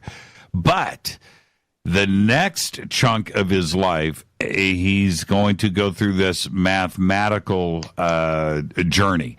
Alan, I'm going to have put up right now on Twitter for everybody the title page to Shakespeare's sonnets. And this is a very interesting image as this gets presented up here. I have to ask the obvious question right now. What was it about that page that attracted you to it? Because to anybody else, it's just... It's nothing. It's just a page in a book. Yeah. I had done 6 years research to get me to the point where we just took that break, right, of scanning the altar. And those 6 years research were all discovering what I would say is poetic codes. In other words, codes written in the poetry, in the plays that point to a specific location, the altar. And, with poetry, it's subjective. It's self-evident that you can't really prove anything with poetry. Everybody will have their own view of it. Now, the codes themselves are mathematical, and we're not going to go into that side of that because that's the 6 years' work that shows you that, I discovered that there was a person, John Dee. He's known as Dr. John Dee. He's a fascinating character. He's the original Dumbledore or Merlin. He is a wizard. He was Queen Elizabeth's astrologer. He was the leading mathematician of the time. He was the leading cryptographer of the time. He was also Queen Elizabeth's spy in Europe, and his code number was 007. That's right. We've done a couple of shows on John Dee. He's one of the most fascinating characters of all of history. He is. And so it's well known that Prospero in The Tempest was based on John Dee. So there's a connection there, and you go, okay, so Shakespeare knew about John Dee. But I had discovered in this 6 years of putting this together, and it's easier just to see it in diagrams and the presentations that I have, that, there's a certain code. But in a nutshell, I will say it's as simple as this. John Dee was, of all the things that he was doing, possibly the thing that was the most difficult for him at that time was that he was communing with angels. He was having seances and believed that he was in contact with angelic beings. And these angelic beings, and of course he had to hide that because you could be burned at the stake for such things during those times. And you could certainly be burned at the stake for talking about anything to do with sacred geometry or even mathematics of a higher order. All of that was heretical as far as the church was concerned back then. So all of this had to be well and truly hidden and encoded. Well, he was the man to do it. He was the greatest cryptographer of the time. But the angels channeled something to him on a certain date. It was June 24th, 1584, and that is 624, June 24th. And on that day, they channeled to him something called the Enochian tables. And in that Enochian tables, there are 624 squares with letters in them. And I discovered that, oh, wait a minute, when you take the Shakespeare's gravestone and Shakespeare's monument, which all have things written on them, obviously, in the church, and the key to the whole thing being the sonnets, there's a dedication to the sonnets, you add them all together, including punctuation, and this is very important because John Dee tells us that he uses dots, including the punctuation as a character. There are 624 characters in the gravestone, monument, and sonnets dedication. So those 624 characters are obviously intended to point to the 624 characters in the Enochian tables that were channeled to him by angels on 624. Okay, so I did that, and knowing the key was a certain combination of letters, it gave a message, and that message said, in Shakespearean form, like a Shakespearean couplet, basically said it was in the altar. Look inside the altar. That's where I've left it for you. So I knew it was in the altar, and I go to the altar and I scan it. That was done. And all of that could be lumped into roughly saying, it's poetic. But all of a sudden, I start to find mathematical codes as well. And that's what you're drawing people's attention to now, the title page of the sonnets. So how did I know to look there?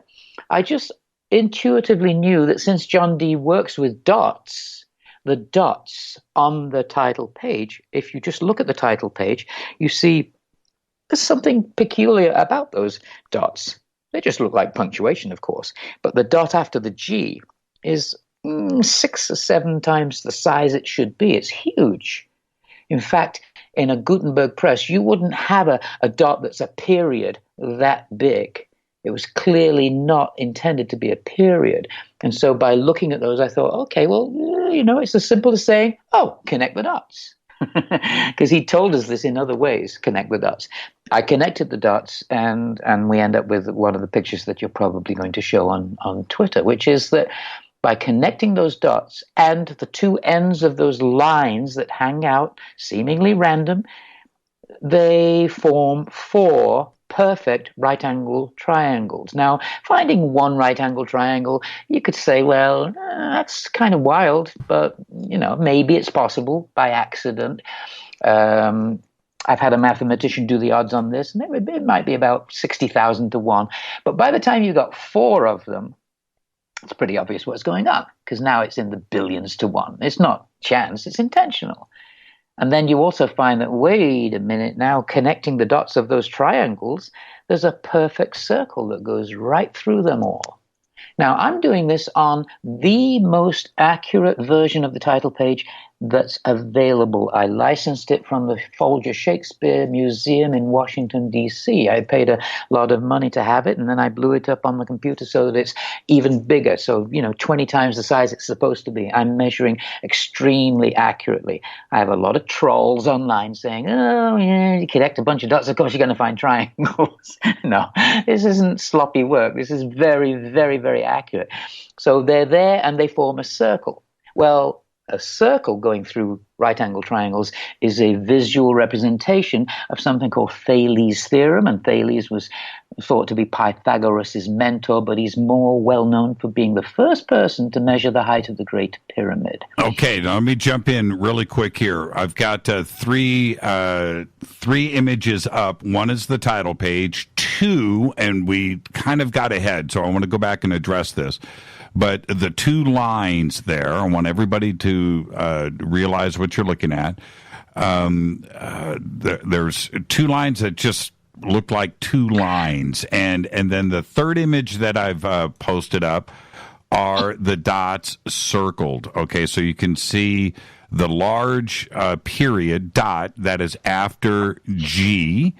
It says at London by G Eld, and then the other four dots in that line are all smaller, and then imprinted at the top has another large dot. Okay, so these are what are going to be connected by Alan now, but I just need everybody to digest exactly what we are talking about. Go ahead, Alan.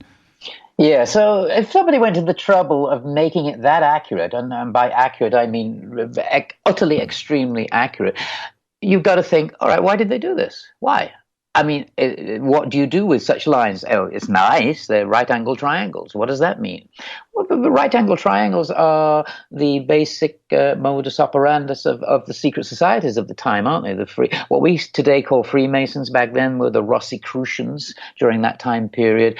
Secret ancient knowledge encoded in mathematics and in symbols, and those symbols that they used were always the right-angled triangles. And one of those four that is to the right of the diagonal going from the large G dot is a perfect 3-4-5 triangle. And I mean perfect, I don't mean close. Absolutely perfect. 3-4-5 triangle is telling you, oh well, that's the symbol of the Freemasons. It's telling you that's our bedrock. That's how we do the great cathedrals of Europe. Without knowledge of Pythagorean theory, we couldn't do that. We couldn't send rockets to Mars, right? It's all engineering. It is, and then you look at, oh well, maybe that's the same engineering that they used for the pyramids because we can't explain those. So the point is, they've got to be accurate. So I then start measuring all of them and finding out the ratios of the lines, and I'm just gobsmacked because every single one of them is giving you a mathematical constant. One gives you pi, which, okay, fine, but to 3 decimal places. Pi, well, they knew pi, okay, maybe no big deal. Golden ratio, 1.61803. Well, they knew the golden ratio, Da Vinci knew about it. All kinds of people knew about it at the time, golden ratio, but both versions, large golden ratio, small golden ratio. But then on the left-hand side, you've got E, Euler's number, and E-1. Not to get too technical, but these were not known. It took another 65 years for Newton to begin figuring that out, and Bernoulli. And then you've got another one on the other side called Brune's constant, which happens to be in the Great Pyramid, but that wasn't discovered until 1919. So there are 12 perfect, most important mathematical constants all tied up in this imagery here. What's that doing there? And how can they know it? Because 5 of them were not even known during that time. And how do you reduce that down to common sense? I mean, it just doesn't compute. I mean, these were things that weren't revealed or proven, 7,500 years later or more. Well, it comes down to something that you said again at the beginning. I was very intrigued to hear you say order out of chaos and everything is cycles. We are taught in school today linear. Everything is linear evolution. Darwinian evolution is linear. We are the smartest we've ever been right this moment. And as we go further back in time, we become Neanderthal man and then ape and then, amoebas. Well, that can't be if other civilizations created Göbekli Tepe and everything else, the pyramids being the most famous and known of them. But the earth is dotted with these amazing structures that lots and lots of researchers better at this than I am in terms of that side of things. I've looked at, Graham Hancock and Robert Bauval and Robert Schoch, and I'm sure you've had all these people on your show. They know that this is ancient wisdom and that the whole paradigm comes down to this. We teach linear evolution, forgetting because we don't know, because we're just coming out of the Dark Ages. But evolution is not linear, it is cyclical. The yugas, what the Vedas call the yugas, or what the Greeks call the Golden Age, the Silver Age, the Bronze Age, and the Iron Age. Dark Ages, enlightened ages. So in times past, over this enormous cycle of time that is known as the precession of the equinox, of about 24,000 year cycle, we go from walking the planet like gods, knowing everything, to the dark ages where we're burning books and burning each other. All right? As we get closer to the center of our basic, what Walter Cruttenden calls a binary system. He believes we have two suns and that we are in a binary system. Sri Yukteswar, a Vedic philosopher mathematician, says the same thing. We are in a binary system, but we don't know it. And that binary, that other sun, may well be Sirius B. And so ultimately, though, the point is cyclical. There is a time when we're closest to the magnetism of all that. We know much, much more than we know now, and we're able to build these wonderful structures. And so the mathematics is inherent in those structures. The Great Pyramid doesn't have a single hieroglyph on it, right? I mean, it should be, if it's built by Khufu, to say, look at me, I had 100,000 slaves do this, it should have a freaking neon sign on it saying, Khufu, Khufu, Khufu, Khufu. I mean, it should be saying, look, this is me.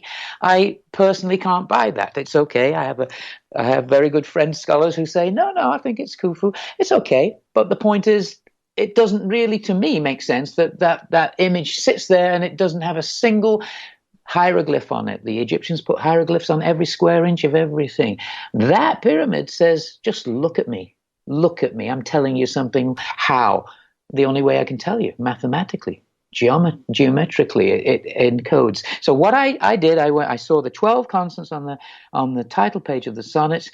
I then saw that two of those angles, and tell me if you want to get to this, if you've got the picture up, but the two of those angles that are on the cover of the sonnets are seeming to be very important for various reasons that I won't go into now, but they're just there. You can see them. You go, oh, that's interesting. That angle is, let me measure it by trigonometry. And this angle is, let me measure that. Well, he's left certain letters outside of that circle. When you see the circle, there are letters left outside by G, which in those times meant by geodesy. By measuring the earth. 2B, those letters are outside of the circle. E, indicating east. And then up at the top left, NE, northeast. So these two angles are, one's going north, one's going east. And he's telling us with the letters outside that circle, oh, northeast. So they must be what? Latitude north and longitude east. And when you measure them, well, you've seen it, Jimmy. Yes, I have. Where does it point? I'm going to. Okay, now I'm gonna bring this up now, and I'm just gonna go NE west south. Which spells news, by the way. Isn't that funny? Yeah, I know. It is.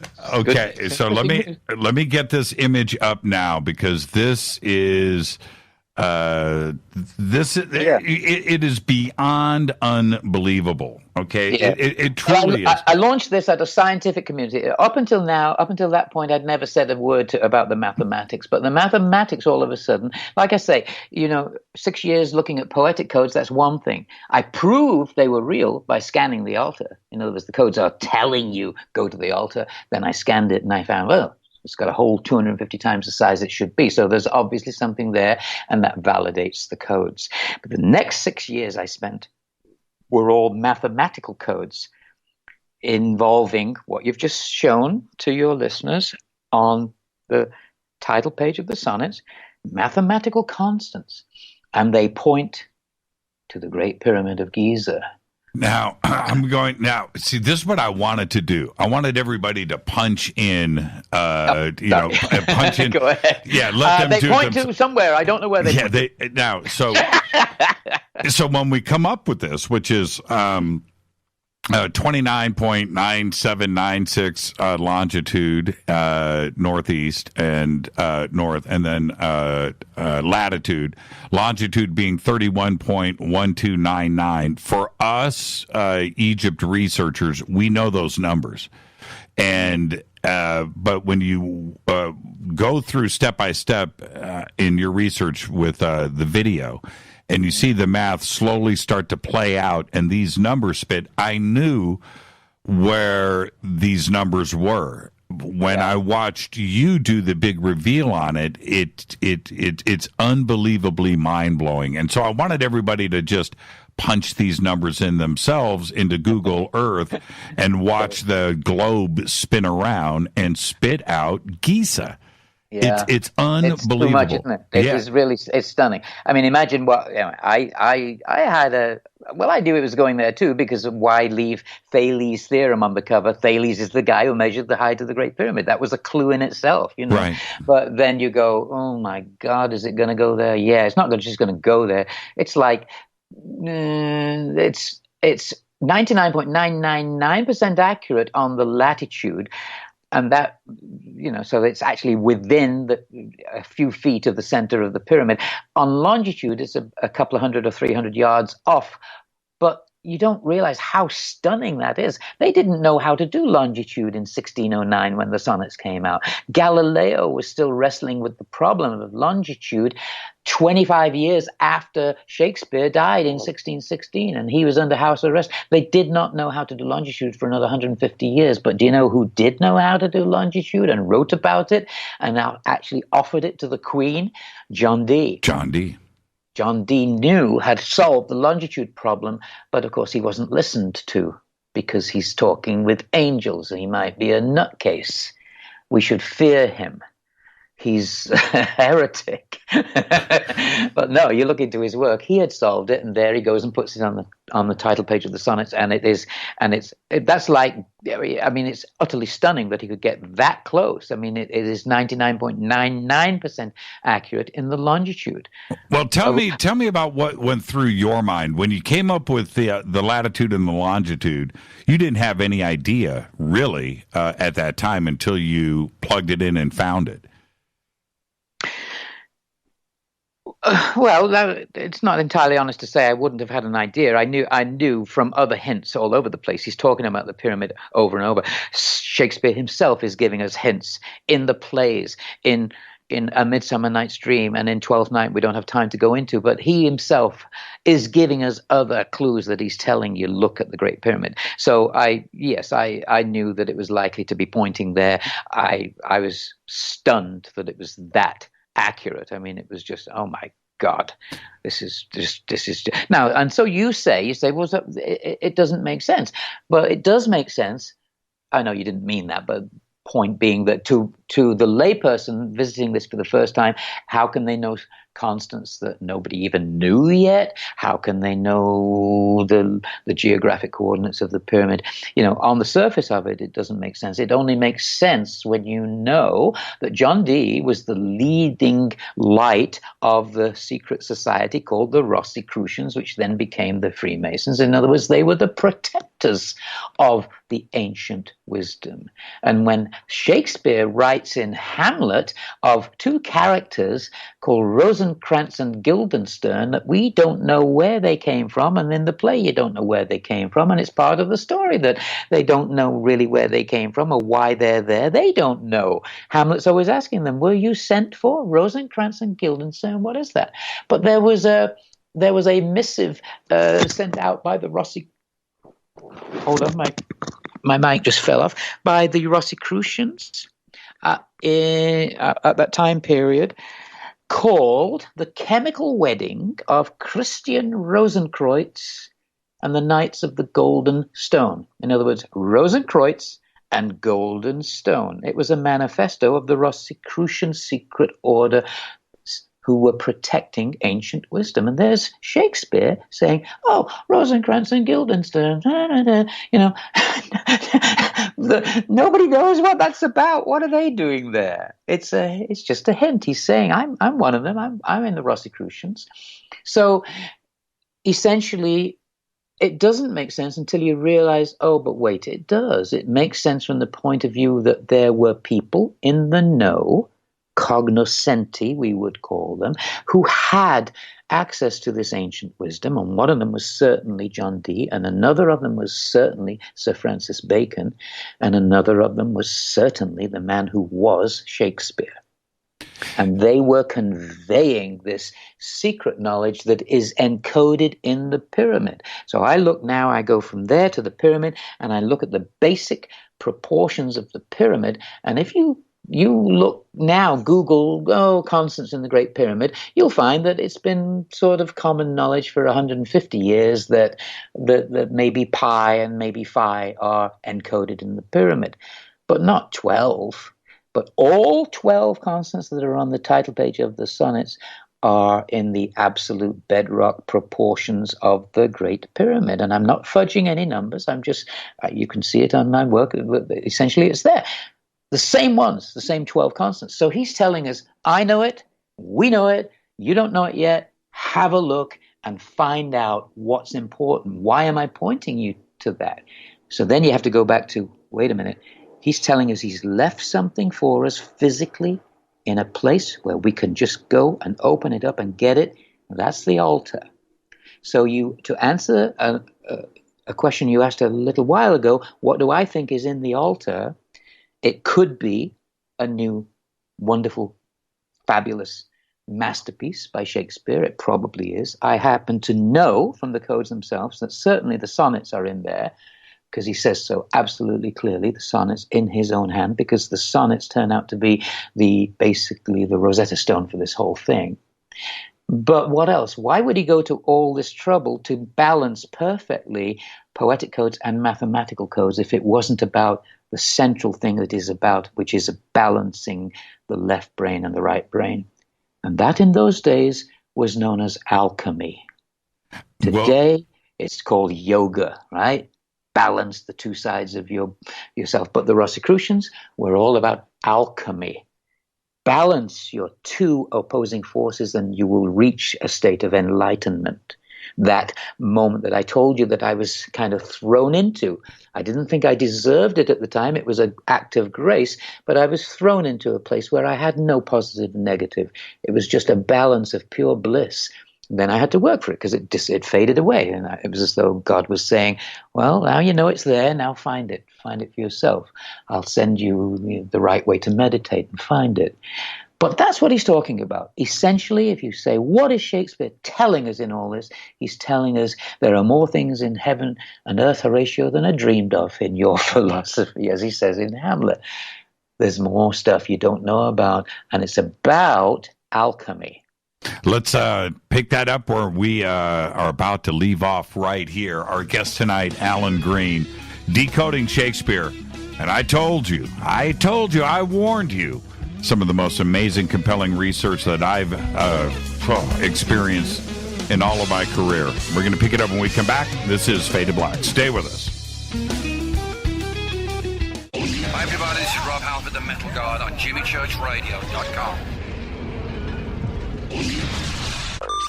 This is KGRA Digital Broadcasting Station. Salt Lake City, Utah. Van Buren, Arkansas.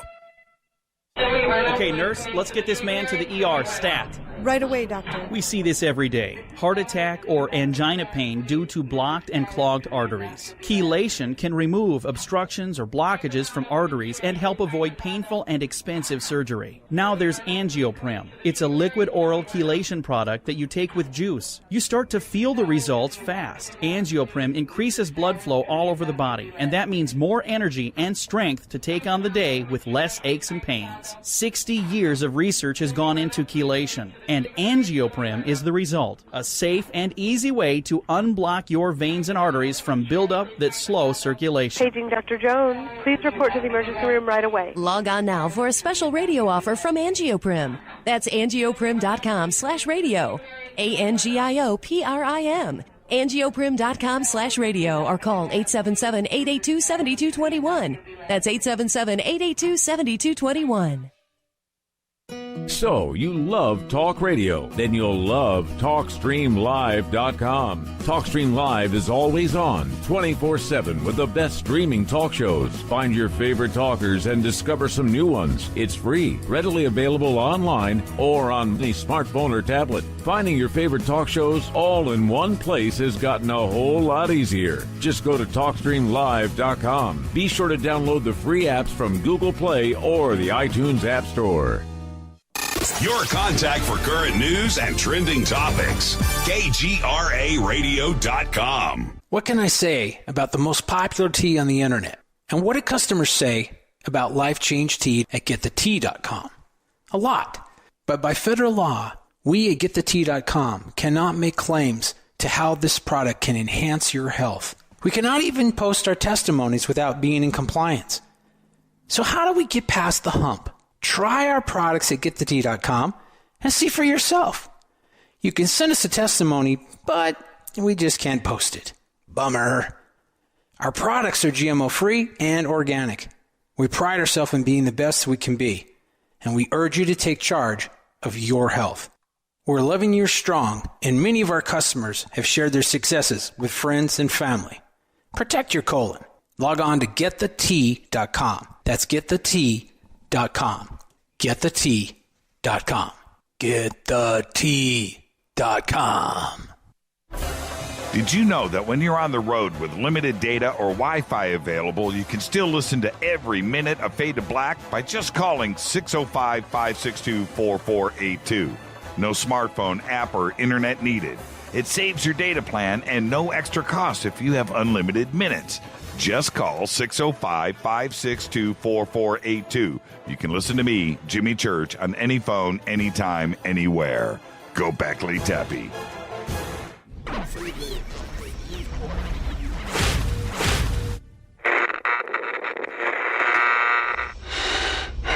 You want to know a secret?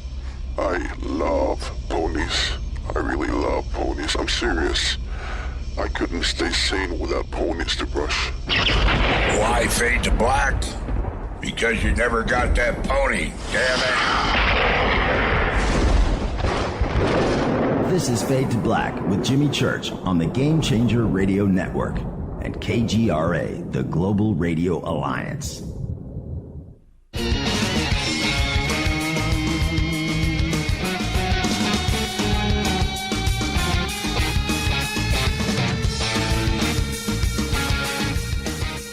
Man, oh man, I knew it was going to be this kind of show. Our guest tonight, Alan Green. Burning this thing down tonight. Unbelievable. Decoding Shakespeare. And a couple of comments, Alan, before we continue. A couple of comments that popped up here on Twitter. Number one, going back to the title page, the hyphen between Shake and Spears. Any significance with that?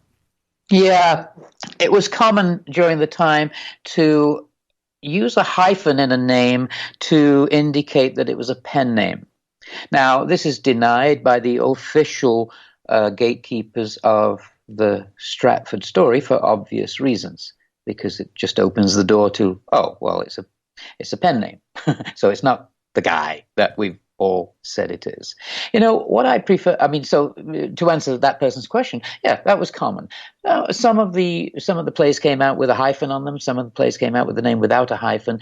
But essentially, that is a clue to say, yeah, those two lines, by the way, that are seemingly hanging out there for no reason. Usually, if that ever happened on a title page, the name of the poet or the author would be between those two lines. That was their purpose. It was to highlight the name. And yet they are left empty. Another kind of clue to say, maybe there's a mystery behind the name of the person. So that's a very astute observation by somebody. Yes, well done. And then I've got this comment here from Arnold. He says, and I'm air quotes here, the spear shakers of that time honored the goddess Athena.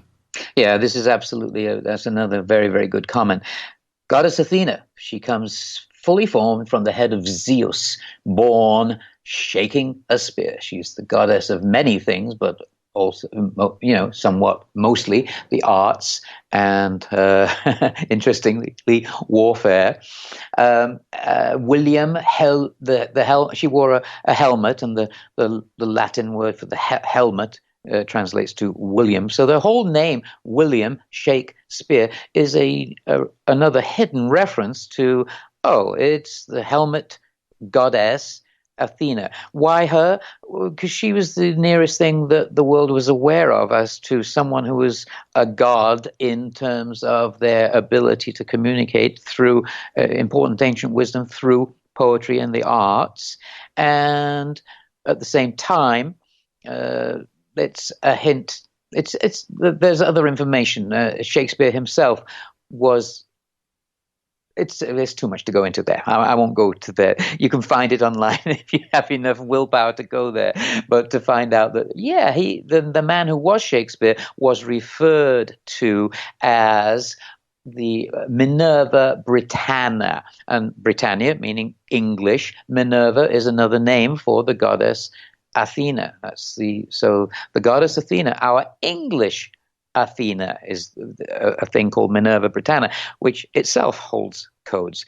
There were some other people involved in the code making of this time. And there were several people who knew what was really going on, but it was held as something that needed to be protected. So my belief is that all of them who were involved in the dropping little breadcrumbs in the forest were all in the Rosicrucians, because they were the ones who could be trusted to say, we want to just perpetuate this knowledge so that it comes out at some point in time when it can be better understood and not resisted by the church. Now, what about this exact spot that is approximately 300 yards west of the Great Pyramid? What do you think it's pointing to? I'm looking at it here, and I've studied Giza like nobody. So what do you think? What do you think it's pointing to? I personally don't think that that's significant. I think that this is as near as it could be got to pinpointing the Giza plateau. I think it's more important that it's actually the latitude is right dead on the center of the pyramid. The fact that it's west of it kind of indicates, I shouldn't have said I don't think it's insignificant. What I meant to say is that it's too long to go into the explanation of it. It's to do, I believe, with other mathematics that is to do with the entire plateau. The plateau itself, and I'm not the only person to have discovered this by any means. Lots and lots of researchers have said, you know what, there are 3, 4, 5 triangles here. There are angles that indicate golden ratio. It's to do with how all 3 pyramids are locked together. Robert Bauval, famous for the Orion connection, that it might be the 3 pinpoints of light in the sky that seem to be a perfect reflection of Giza. So I think it's to do with that more than just, I don't think it's significant that it's off of Giza pointing to a particular point there. I think it's more to do with, if you draw a triangle through that, where else is it crossing? But that takes a bit too long to explain, honestly. Then, and one other point that I've always been fascinated with when it comes to the Great Pyramid is the golden ratio, pi. There are those out there, and there's more equations here that are involved with the Great Pyramid, but that it was impossible. That it's just coincidence that all of these things are calculated into the Great Pyramid, and you can find pi or the golden ratio in a bar stool if it's elegantly constructed. You can go and pull this off, and I disagree with that, but that's what the skeptics are going to always. Of course, yeah, and which is why it's important that there's not just those 2. But I've found, I found far more than the 12, but the 12 that are on the absolute precision of the sonnet's title page are also there in the simplest connections between all the proportions of the Great Pyramid. And so what I think it says more than anything is that these are foundational. Pi, golden ratio, and E are the most important mathematical constants in science and engineering today and will be forever, because they are basically teaching us about how growth occurs. Phi teaches us growth in the beauty aspect of it that Da Vinci was aware of. E teaches us growth as it's the base of logarithms. It's how scientific calculations grow spirally. They're both significant. They're all there in the pyramid. What we should do is learn from it. And he's telling us, hey, open the altar. I've got something for you. I mean, we can endlessly talk about how fascinating that is, but what is more important to me is how do we get to that altar? Because he's just given us that. He said, look, I've put something there. That should be the goal of everybody that's interested in this, is to go there and open it. So I've started a thing on the website, which is go and vote, just vote, yes or no. I'd like to know what Shakespeare left for us in that altar, or no, I'm not interested. Let's leave it another 400 years. I mean, right now we have something like 12,000 votes because I haven't been promoting it particularly yet at this point. We only just started last year or so, but it's going to get more, obviously. And the idea is that we're aiming to get 1 million votes so that we can approach the church with saying, look, 1 million people want to open your altar, because as soon as it's 1 million, then the next day it's going to be 10 million. You know that. I mean, it's just going to grow exponentially. To that end, I would like to explain how I believe we can get that opened. Yeah, let's do that now. And I want everybody to go and vote. All you have to do is go to tobeornottobe.org, and you can click on the vote page right there. And very simple to do. And I encourage everybody to go and do it, obviously. Because that's, we're going to get, it's numbers. We need virality. That's what turns people on these days. Get the numbers going. More important than that, though, is I just want to tell you that if somebody asked you, who do I think it is? My belief in who it is not even as important these days to me as what he is. I do believe it's Edward de Vere, the 17th Earl of Oxford, because there are many, many, many clues pointing to that over and over again. And his name, de Vere, is actually the Hebrew name of the Holy of Holies altar stone. The Hebrew name for the Holy of Holies altar stone in Solomon's temple, upon which is very, very connected in all these codes as well. The Hebrew name for that, where the 10 Commandments were kept inside the Ark of the Covenant, is what? It's de Vere. The name of the Holy of Holies. This is all pointing to the center. And that's where he's chosen to lead us to say something's in there. Now, you could say, well, they're never going to open it because it's a holy relic. And a Holy of Holies altar stone is consecrated for what purpose? It is consecrated for the purpose of saying Mass. Now, I'm not a Catholic, but I know that the central tenet of Catholicism is you say Mass, you partake of the body of Christ in the wafer and the blood of Christ in the wine. It's a ritual that allows Catholics to make that communion.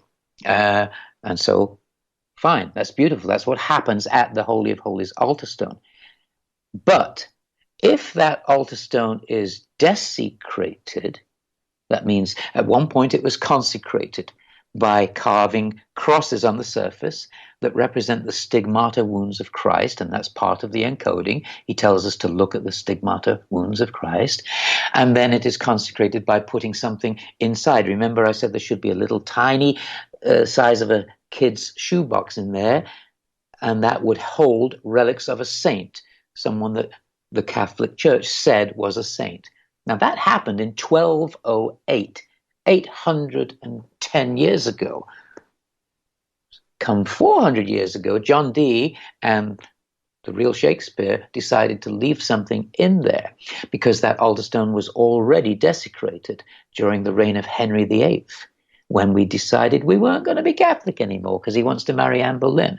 And so all of that means that that altar stone has had its crosses hacked off the top. I've seen it, and it is in a state of desecration. And that means that the church actually has a spiritual obligation to remove what is in that hole that is 250 times the size it's supposed to be and reconsecrate it, because they shouldn't be having Mass at that altar stone if it's desecrated. And so that's why I believe, on one level, by offering the church a way out of this conundrum, because it is a conundrum, is to say, you're going to benefit. You open that out. Whatever's in there is yours. You can slap it on a wall of a museum and charge whatever you want for the world to see it for the rest of eternity, because Shakespeare's never going to fall out of fashion. Shakespeare's going to be taught forever. You can put it on a worldwide tour. It could be the King Tut tour of this millennium, right? Because there are millions, hundreds and hundreds of millions of Shakespeare fans worldwide would want to see what that is. What did he leave for us? So far, we have nothing. All of a sudden, we've got everything.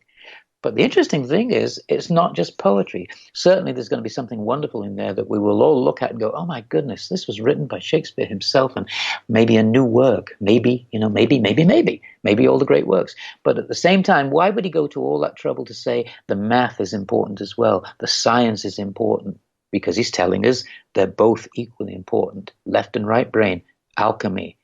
Well, if there's something in there that is telling us a secret about the pyramids, maybe how they were built. Right. Is it free energy? Is it anti-gravity? Is it, again, I'm not saying it is, I'm just, because it's foolish of me to speculate, except to say it's got it. He went to a lot of trouble to do this. There's something important there, and it could very well be that it benefits us scientifically. It is probably knowledge that we could benefit tremendously from today. And I believe that's what this is about. I think there's a time coming where it's going to be inevitable that we must open this. So you know who I see getting involved? Who? Zahi Hawass. No, I'm serious. There's nothing to see in the altar stone. There's nothing there, nothing to see. I don't know about him. He doesn't want any kind of, examining the pyramid. Why is he going to come over and say, "Oh, look at the altar stone"? If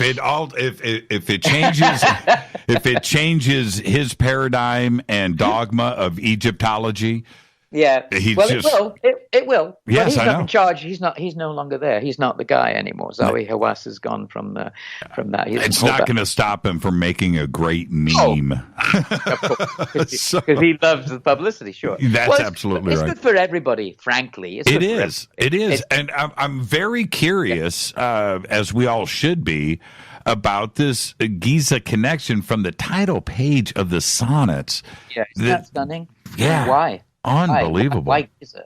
But again, once you understand it from the perspective of the lens of, these are the Rosicrucians. They have been entrusted with ancient wisdom. It has been passed down through initiatory rites since time immemorial. From prior to the Rosicrucians, it was the Knights Templars. Prior to the Knights Templars, it was the Egyptian mystery schools. It's passed along by certain in-the-know people who were always called the Grand Masters of this knowledge, right? We all know that. It's denied, but of course it's there, and that's what this is all leading to.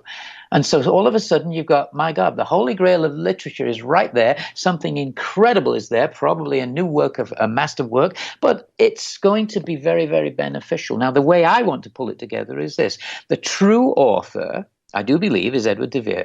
The interesting thing is de Vere spent his life, he was born the most wealthy nobleman in the land, 17th Earl of Oxford, and he spent all his wealth throughout his entire life supporting the arts. He bought a mansion in London called Fisher's Folly, just about a mile from the playhouses, and he invited everybody there, and they all came to be at his feet as a patron. He patronized the arts. He helped Dekker and Marlowe and Kidd and Johnson and all of them to put on their works, as well as philosophers and scientists of the time. He spent his fortune doing that. In other words, I believe the man who was the original Shakespeare is the original patron of the arts. And I think it's only right that the work gets to be known. And so I have formed a foundation called the Shakespeare Foundation, whose purpose is to know who that person was and to support the arts in perpetuity in the name of the real Shakespeare. So the work that I have done, that I've spent 15 years doing, of the book that's already out and the 2 books that are going to be coming out at the end of this year, all of that will become required reading at some point, obviously, because once you open the altar, if that altar is opened, the paradigm shifts. All of a sudden, there's no zero paper trail. There's all of a sudden, there's a, wow, there's a story. He's left all this for us.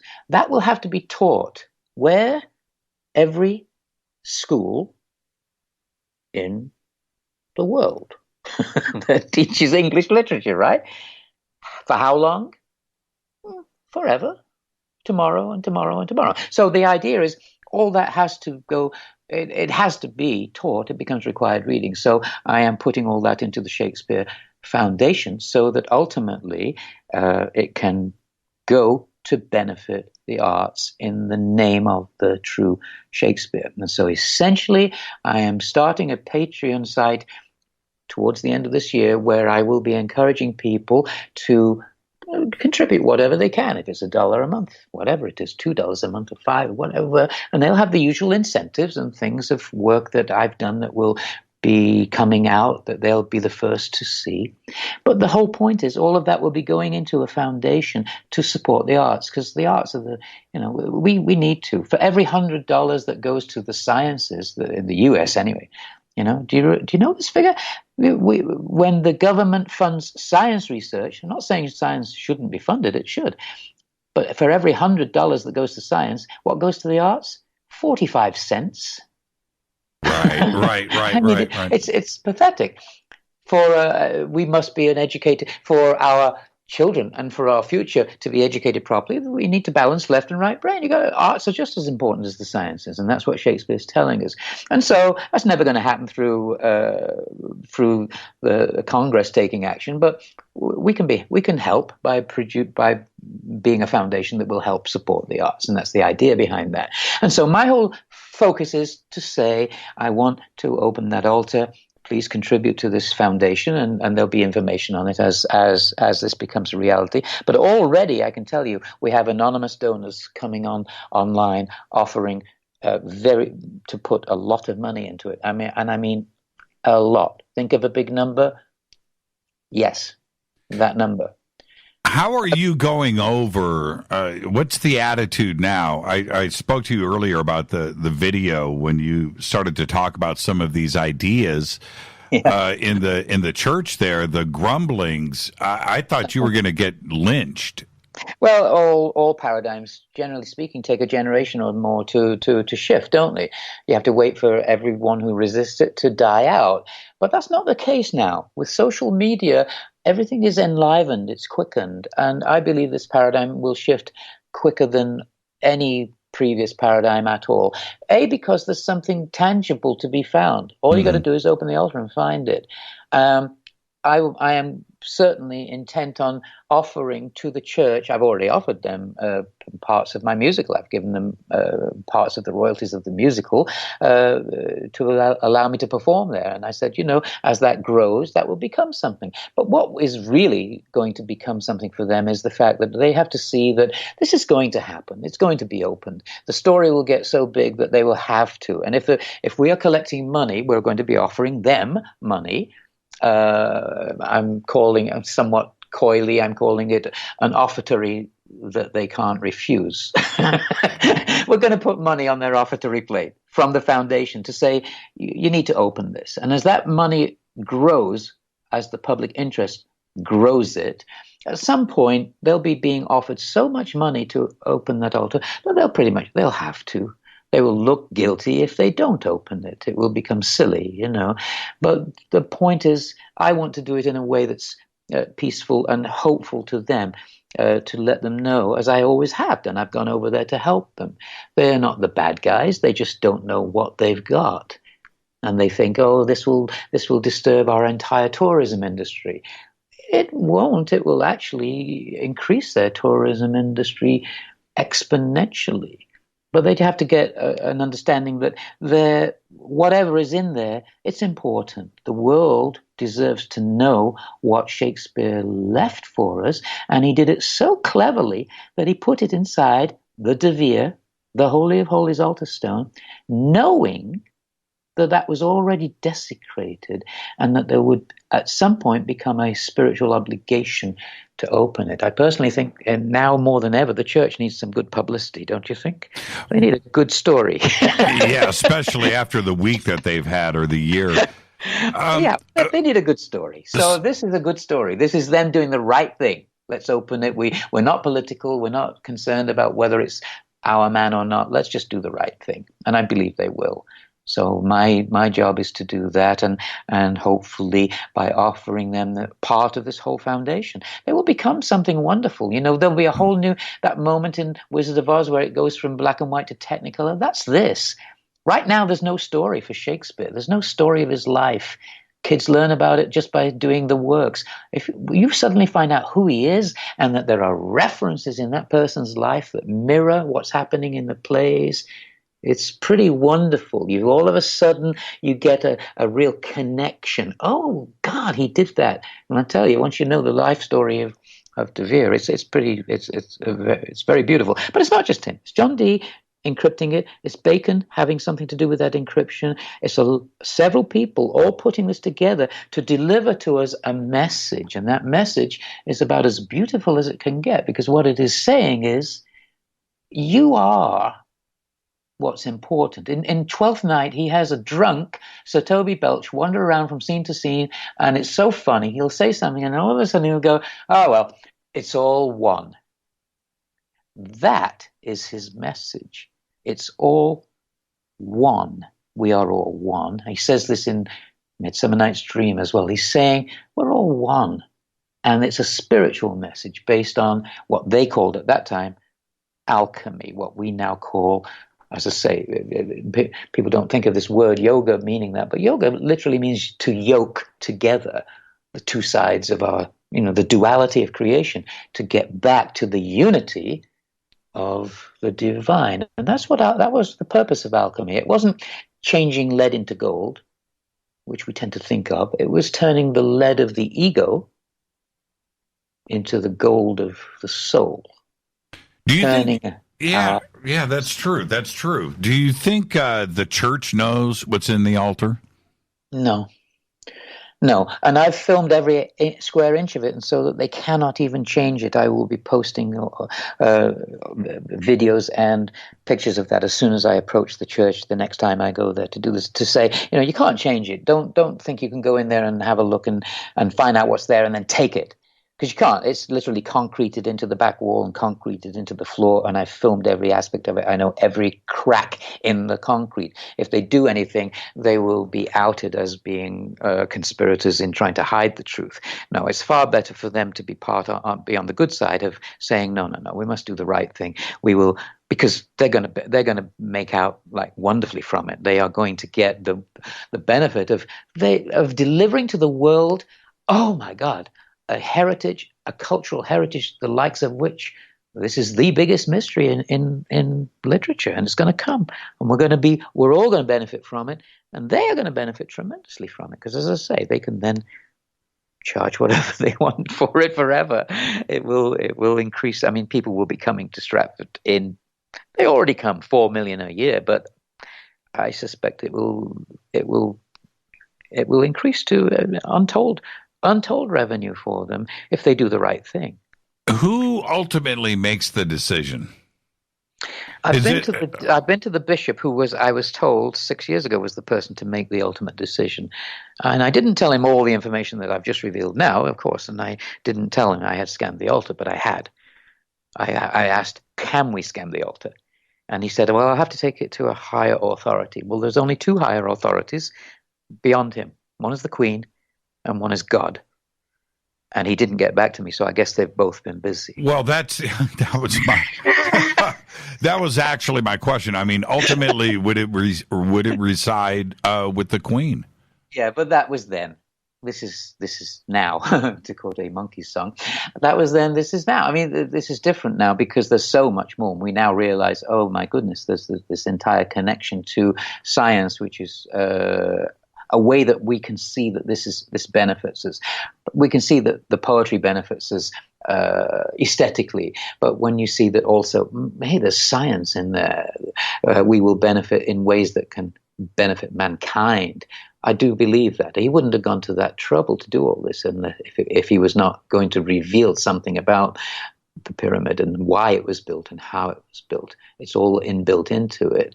But as for why we get that response from them that will change, it's because now, I have investors on board who are willing to support the foundation, and they're going to offer a lot of money, and then we're going to then make that a worldwide event when we launch properly to the whole world to say, do you want to be part of this? Do you want to change history? Let's change history. Let's actually see what's there. Let's do the right thing. Once that becomes open to the world, it will be very clear that obviously that's the right thing to do because, hundreds of millions of Shakespeare fans are going to say, well, come on, we want to know what's there. 1 billion Catholics are going to say, hey, we don't want to be praying at a desecrated altar stone. We've got to reconsecrate it. The only way you can reconsecrate it is to open it up, take the offending materials out, whatever's in there that shouldn't be in there, and reconsecrate it. So everything points to the fact that this will be opened. I just want it to be a good thing for everyone. I want it to be a good thing for the church. I want them to see the wisdom in doing it. And the church is beautiful, by the way. It is ginormous. It's just unbelievably beautiful. Oh, it is. It's gorgeous. And the idea that you can stand there and, I mean, can you imagine how I felt? I'm standing there. It took a lot of work. I went there 6 times and over 4 years to get in their good graces, helping them. But once we were there and we were friends and we, they understood that I was not out there to, there's another thing about this. The typical response to the Shakespeare story is, oh, you're out to get us. You're out to say that our guy had nothing to do with it. No, I'm not saying that. Maybe the Oxfordians in general are saying that, and the Baconians in general in the past have said that. They've said, oh, Shakespeare of Stratford stole the identity of the real author. That's not what happened. Shakespeare of Stratford was an integral part of this. He was a willing participant. He was just as important in his actual, you can see that once you see all the codes, because the codes are elevating both sides of it. They're saying he's important, and the writer is important, and John Dee is important. This was something they did willingly to bring us a beautiful spiritual truth, a message that would benefit mankind on all kinds of levels. That's the truth of what is there. And so, to be honest, no, it's the church is a beautiful, beautiful place. It's wonderful. Yeah, I'm looking at pictures of the interior, and I wanted to bring this up earlier. I was looking at this. Actually, I checked it out a few months ago, too. Oh, yeah? And it's a beautiful church, and it's big, and I cannot believe you set up a banner in front of that altar, turned down the lights, and ran a scanning radar and got away with it. And you're lucky you weren't hit with a bolt of lightning, man. That could have happened too as well. But that would be only if the divine was against this, wouldn't it? Yeah, I happen to know that no, the divine is all for this. I mean, that might sound like an arrogant thing to say, but truly, many people have compared Shakespeare's works to godlike. They've said, well, he's a god. He's so beyond anything else. Whether you like him or understand him or not is not the case. Everybody pretty much recognizes that this is work on a whole level that we should understand. I think most people go to Shakespeare plays under duress, and they go, well, I'm not going to understand it, and I'm not going to. But still, they come away. Oh, I laughed, I cried, I was moved to tears. How can that be? I don't even understand the language completely, and yet he still kills me. It happens all the time. That's why the works are still taught and will be taught forever and forever. And that's why I'm forming the Shakespeare Foundation, so that we can know who he is and support that work forever and forever. Now, it's beautiful. Alan, you didn't get caught. I know that it must have been a nail biter when you pulled it off, and you didn't get caught. But now the video's out, and the Holy Trinity Church knows that you did this. Any repercussions? No, none. Really? I don't believe there will be. I think they know deep in their hearts that ultimately this is where this is leading. They can't ultimately avoid it. They can't kind of do anything about it. They'd have to close down the church and invent something like, oh, there's a gas leak and let's remove the altar. And they can't do that because they know very well that I've filmed every square inch of it, and we would know, and they would end up looking worse. So they're not going to do that. And they know very well that at some point this story is going to just get more and more and more. That's why I encourage people and hope people will vote, just vote so that we get the numbers. Because once we get past a certain hump, once it becomes, right now it's 12,000, maybe it's 13,000, I don't know. I haven't looked recently, but once it gets past 100,000, exponentially the math kicks in. Yeah, that's right. That constant kicks in, E, the thing that determines growth. It will kick in, and all of a sudden there'll be 1 million, and there'll be 10 million, and the next thing you know, Oprah's going to be there on their doorstep saying, hey, the world wants you to open your altar. What are you going to do about it? Oprah, I'm going to be there. You need to... Now, Alan, be there. It's one thing to talk about what's inside of the altar, but right there, I mean, in 1616, who was buried there? The man from Stratford. Who? He was baptized Gulielmus Shakespeare. Who was he? Well, he's got no family. We don't even know his real name. Right. But again, he's part of the codes. His baptism was on 426, April 26. Now, in the sonnets, and a PDF there, we never got to it, but if people look at it, they'll see that, the sonnets are really a calendar. And so if you look at what is the day of the year that corresponds to April 26th, when the baptism registry says he was baptized there, that's April 26, 426. Well, that happens to be the 116th day of the year. And you look then at sonnet 116 and you realize, oh, wait a minute. First of all, it's numbered wrong. It's numbered 119 instead of 116, which is deliberate. And then in the sonnet itself, it says, if this be error, and upon me proved I never writ, no man ever loved. In other words, this isn't an error. I'm telling you something. And then you look deeper at the sonnet. It's one of the most well-known sonnets. Let me not to the marriage of true minds admit impediments. Love is not love, which alters when it alteration finds, or bends with the remover to remove. Oh no, it is an ever fixed mark. He uses the word fixed. He's telling us that date has been fixed. So then you look at, well, is there another sonnet that has the word fixed? Yes, the sonnet that references 624, the mirror image of 426. 624, June 24th. What's June 24th? That's the day that Edward de Vere died. Oh, okay. Right. But he died under mysterious circumstances, and I have reason to believe, no, I don't think he died at all. I think he essentially faked his own death, as he does countless times in the plays. And so, and then there's one other sonnet that has the word fixed in it, and it references the birthday of Edward de Vere. And so, this is part of the code. But again, Rosicrucianism is all about balance, mirror imagery. So you've got Shakespeare, who's baptized 426. You've got de Vere, who dies 624. If you remember, John Dee is given the Enochian tables that solves the whole thing on 624. It contains 624 squares, and you add up the characters in the gravestone, the monument, and the sonnet's dedication, and it's 624, and you put them in, and it tells you to look inside the altar. 624 is June 24th, which is the summer solstice. It was celebrated back then as the summer solstice. Midsummer Night's Eve is 623, and the day after, all that play is a code to tell you what's really going on. But 624 is also the feast day of St. John the Baptist, who is the patron saint of who? Freemasons.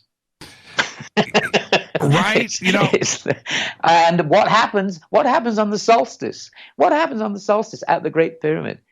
On the equinoxes and the solstice, you see this shadow for 12 seconds that passes across the surface of the Great Pyramid. Only for 12 seconds. You can only see it from the air. 8 sides. Because it's an 8-sided pyramid, not a 4-sided pyramid. What's all that about? Well, I've given talks on that, but again, we can't get into that. Maybe we'll do that on another show. We have a real mystery right here in front of us, and it's just absolutely amazing. Your research is second to none. You're right up there with some of the most amazing things that I have encountered, and I want to thank you for all of this. Just an amazing show tonight. What is next? The book and everything else. What's going on? We're going to launch the foundation. That's the most important thing. The books are on hold at the moment. It says online, that one comes out in the middle of this year and one at the end. They're all ready. They're all ready to go. But I'm thinking that I might just offer the chapters of them as incentives to people before I release them as books, so that gives them some incentive to join me on Patreon and to support the work, but mostly to support the foundation, because half of everything that they donate will be going into the Shakespeare Foundation, and then we will be offering a certain amount of that to the church to get them to open the altar. Ultimately, that number will get big enough, because we already have, as I say, we have some donors who are going to put in 6 figures. And so we're going to have a very nice offertory plate to offer the church, to say, you should do the right thing. And we're not out to screw you. We're out to just get the truth out, the truth. And that truth is going to be wonderful for everybody, and it's going to be wonderful for the church as well, because they will be seen for having done the right thing, not the political thing. They will have given the world the truth about Shakespeare. And then on one final note, that name, De Vere, which means the Holy of Holies, its Latin root is Vere. His name is De Vere. Vere means truth. It couldn't be more perfect. It's literally, it's right there in front of us. And you know what? Before I say goodnight, I have to recognize and give special thanks to our dear friend between us, Alejandro, who, let me tell you something. He came to me quite a while ago. He came to me and he goes, Jimmy, I've got the story of the century. I've got it right here. And so I do want to thank Alejandro for everything. Let's just leave it at that. I know he's listening right now. Alejandro, you know who you are. You the man. So thank you. Alejandro. Yeah. Alejandro. Yeah. Alejandro. Okay, he's famous now. He's got he is. Yes, he is. I thank him too from my heart. It was very sweet of him. We're good friends, and he just said, I know Jimmy. I should. And I haven't been promoting this. I've been waiting until I had all my ducks in a row, and I knew that it would find its audience when the time is right. But Alejandro said, no, come on, time's right. I'll tell him. I said, okay, well, go ahead and talk to him. And then you were gracious enough and kind enough to come on board and say, yeah, let's do it. So, oh, man, I knew it was going to be all this. So, again, thank you so much. We've got a lot of work to do in the future. I want everybody to go to tobeornotttobe.org and vote. Get that out of the way. Watch all of the videos. Download all of the PDFs. There's so much material on the site. So much research is there. It's extraordinary. And again, I want to thank you so much, Alan. What a great show tonight. Thank you so much. Thank you, Jimmy. It's my pleasure and my privilege to be doing this and to finally find an audience that is eager to hear about it, because I haven't particularly been focusing on that for 15 years. But I know the time is right now. I mean, literally, as you go along on this, you think, I've done 6 years' work. Maybe it should come out now. Then all of a sudden, I start getting the math stuff. And I go, more. Another 6 years, and another couple. And then, but at the beginning of this year, I suddenly realized, I've got the whole thing now. I've got it. Oh, probably not the whole thing. I mean, there's more, but I've got enough. I've got enough that makes a cohesive whole and tells you what his message is. And his message is a beautiful message. It's saying you're it. It's all one, and it's alchemy. Learn to balance those two sides, math and poetry. It's a wonderful thing. Yeah, thank you. Thank you very much, Jimmy. My pleasure. Thank you so much, Alan. Enjoy the rest of your evening. I think Alejandro and I are going to go out. I know you are. He lives very close to me. I know. We're going to go and celebrate. Thank you so much, Alan. And give my best to Alejandro when you do. Will do. Bye. Alan Green, tobeornotttobe.org. This is Fade to Black. I'm your host, Jimmy Church. I'll be right back after this short break. Stay with me.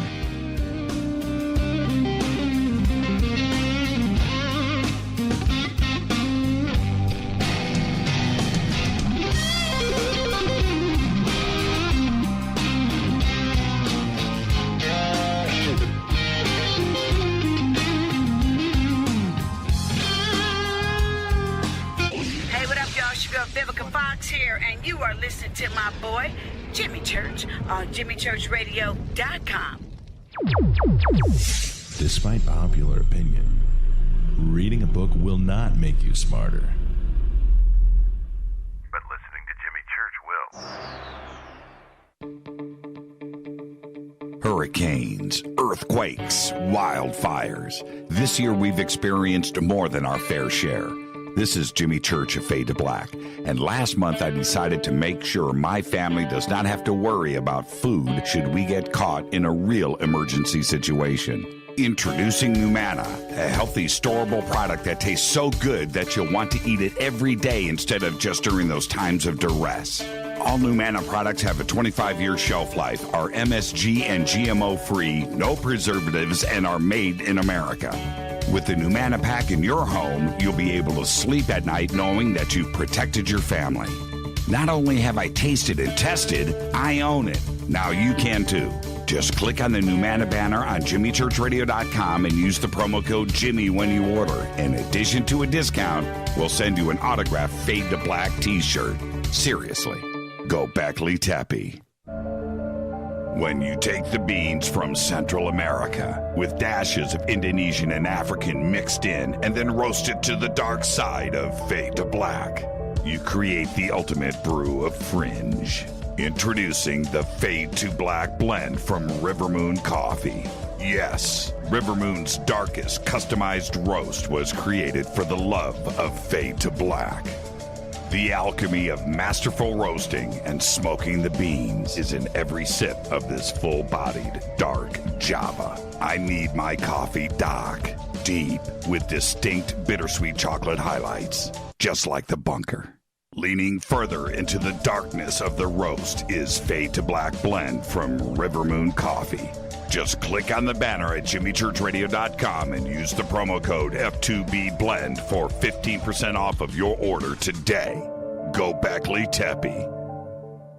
Hey, can we talk about something serious for a minute? Your age. Getting old has its perks. But remember, being a few years younger, you know, your hair was thicker, you didn't have so many wrinkles, that extra weight wasn't haunting you, and you just felt better. Well, we can't turn back the clocks and go back 10 or 15 years, but you can start feeling and looking 10 or 15 years younger with Nature's Youth RSF. It's a doctor-formulated daily supplement that helps your body maintain its peak performance and fight the aging process. Imagine sleeping better, looking better, and feeling better. See how Nature's Youth RSF has helped thousands of people just like you at nature'syouth.com. nature'syouth.com. The holidays are coming. Imagine how it will feel when your family and friends are asking you what you did to look so good. Your secret will be Nature's Youth RSF. It's time to start looking better and feeling better. Learn more and order your Nature's Youth RSF at nature'syouth.com.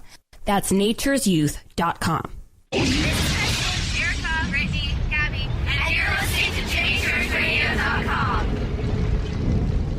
It's not a lifestyle we chose. We were born this way. KGRAradio.com.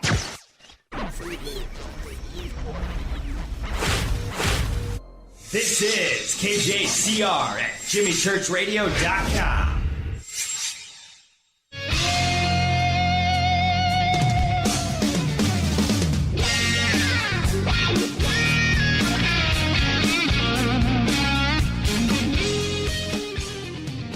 All right, welcome back. Fade to Black. Alan Green, tobeornotttobe.org. You're going to spend a lot of time on that website. There's so much research that is presented there. And wow, what a show, right? And I had tweeted out earlier, and I really mean this. This is exactly why, right now, tonight, why we do Fade to Black.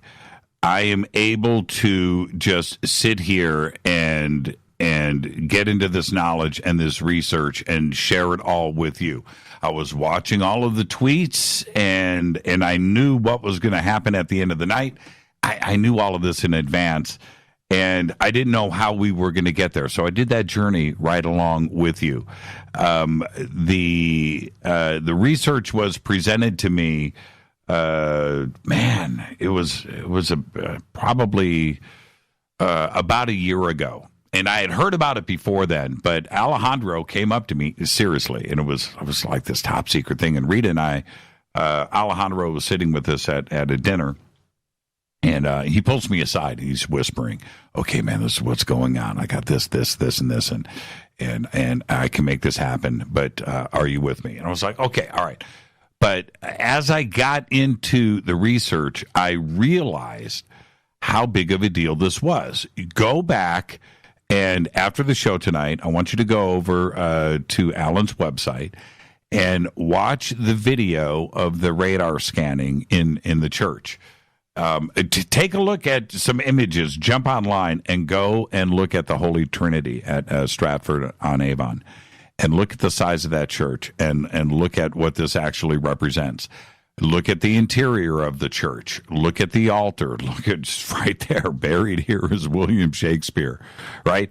So all of that is inside of this church, and for Alan to be that is assertive and courageous, knowing that there was something there, and how to pull that off through all of the security measures that are in place.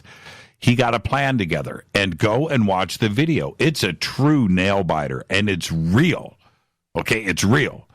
Go and watch that. And then I want you to go and watch the video of Shakespeare's sonnets and take a really good look at that title page. Take a real good look at that. Because as he walks you through, that title page is, to anybody else, is just a title page, and has been for hundreds of years. Go and take a look at that, and go through the video step by step on how this was decoded. It's tremendous research. It's absolutely amazing. But to have all of that in the end point to Giza, the Great Pyramid, that math is not a coincidence. It's not. It is simply not. Now, here we have it. We've got everything in front of us. Everything is in place. What is in that altar? The true author of all of Shakespeare's works has been hundreds of books, just like Alan had mentioned earlier in the show. There is so much out there, and of course, Bacon is everybody's choice on this. And although it wasn't brought up, the connection possibly to Oak Island. I didn't bring that up tonight because I just didn't want to go there. But there is a lot there that is also pointing. Could it be, right? Where are the original works of William Shakespeare? Now, could it be in the altar? Could be. Could it be in Oak Island? Could be. Is there a greater mystery than all of that in the altar? And why point to Giza? Oh, man, I love this. This is one of the I didn't want to make this comparison earlier, but I'll do it now. Kind of reminds you of the Da Vinci Code. When the Da Vinci Code came out, and how these going back to the chateau and everything else that was presented in the Da Vinci Code, we had this real-life, real-time mystery laid out in front of us that all of us were allowed to go and pursue and read. I had so many Decoding the Da Vinci Code books, and I read through all of that. And so anyway, here we have it once again, and we have something potentially even more fun, greater, and more important than the Da Vinci Code. And it's right here. And it's at the Holy Trinity Church at Stratford-on-Avon. It's extraordinary. Alan Green, I've got to thank you once again for not only pursuing this for 15 years and revealing it now and moving forward. If Fade to Black and myself and Rita and Alejandro can play a small part in presenting this mystery and getting to the end of it, it is our pleasure. But what a great show tonight. And looking at everybody's comments here, I do want to go back and point out the one thing, the church is involved with this. And that's the other thing that is perplexing to me. How is the church involved? How is the Vatican involved? The monarchy in England, how are they involved with this? And I get what William Shakespeare, Stratford-on-Avon, and the Holy Trinity, and of course the Globe Theatre in London, what Shakespeare represents to the world, and his plays, and Macbeth, and Romeo and Juliet, and everything else, Hamlet. I get that, and the sonnets, and the coding that is in all of this. It is unbelievable. And then you throw in, of all things, John Dee into the mix. It's absolutely incredible. What a great show tonight, and that's exactly why we do Fade to Black. I know that everybody was watching me on the bunker camp tonight and riding along with this story. It's absolutely incredible. Now, one last thing before I let everybody go. If you go back to the original illustrations, and you will see it in the video, and you see the step-by-step process that goes through with this. But the second to last image that we presented tonight, which shows the two letters that are external to the circle, which is NE, and the equations that are laid out, and you come up with latitude north and longitude east, and you get to that point. I want you to go and plug in those numbers on Google Earth yourself and watch that globe spin around, and then you just enlarge it, and you're right there at the Great Pyramid.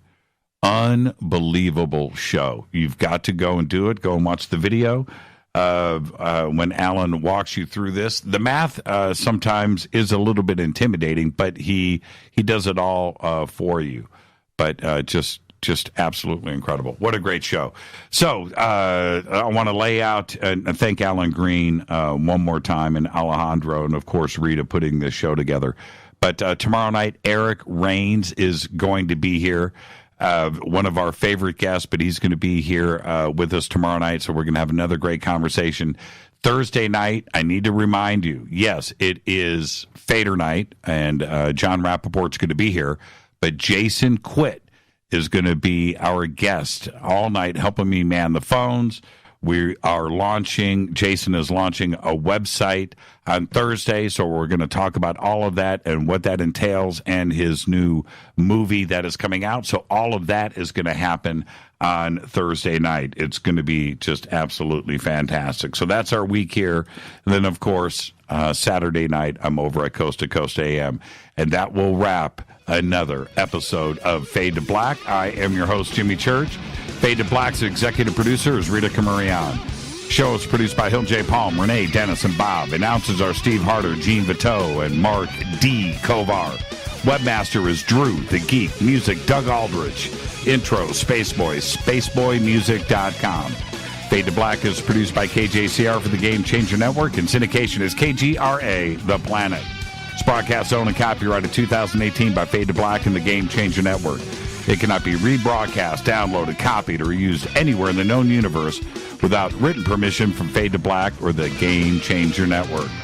I'm your host, Jimmy Church. Follow me on Twitter right now at JChurchRadio. Until tomorrow night, Eric Rains right here. I want everybody to be safe. Go Beckley Teppy.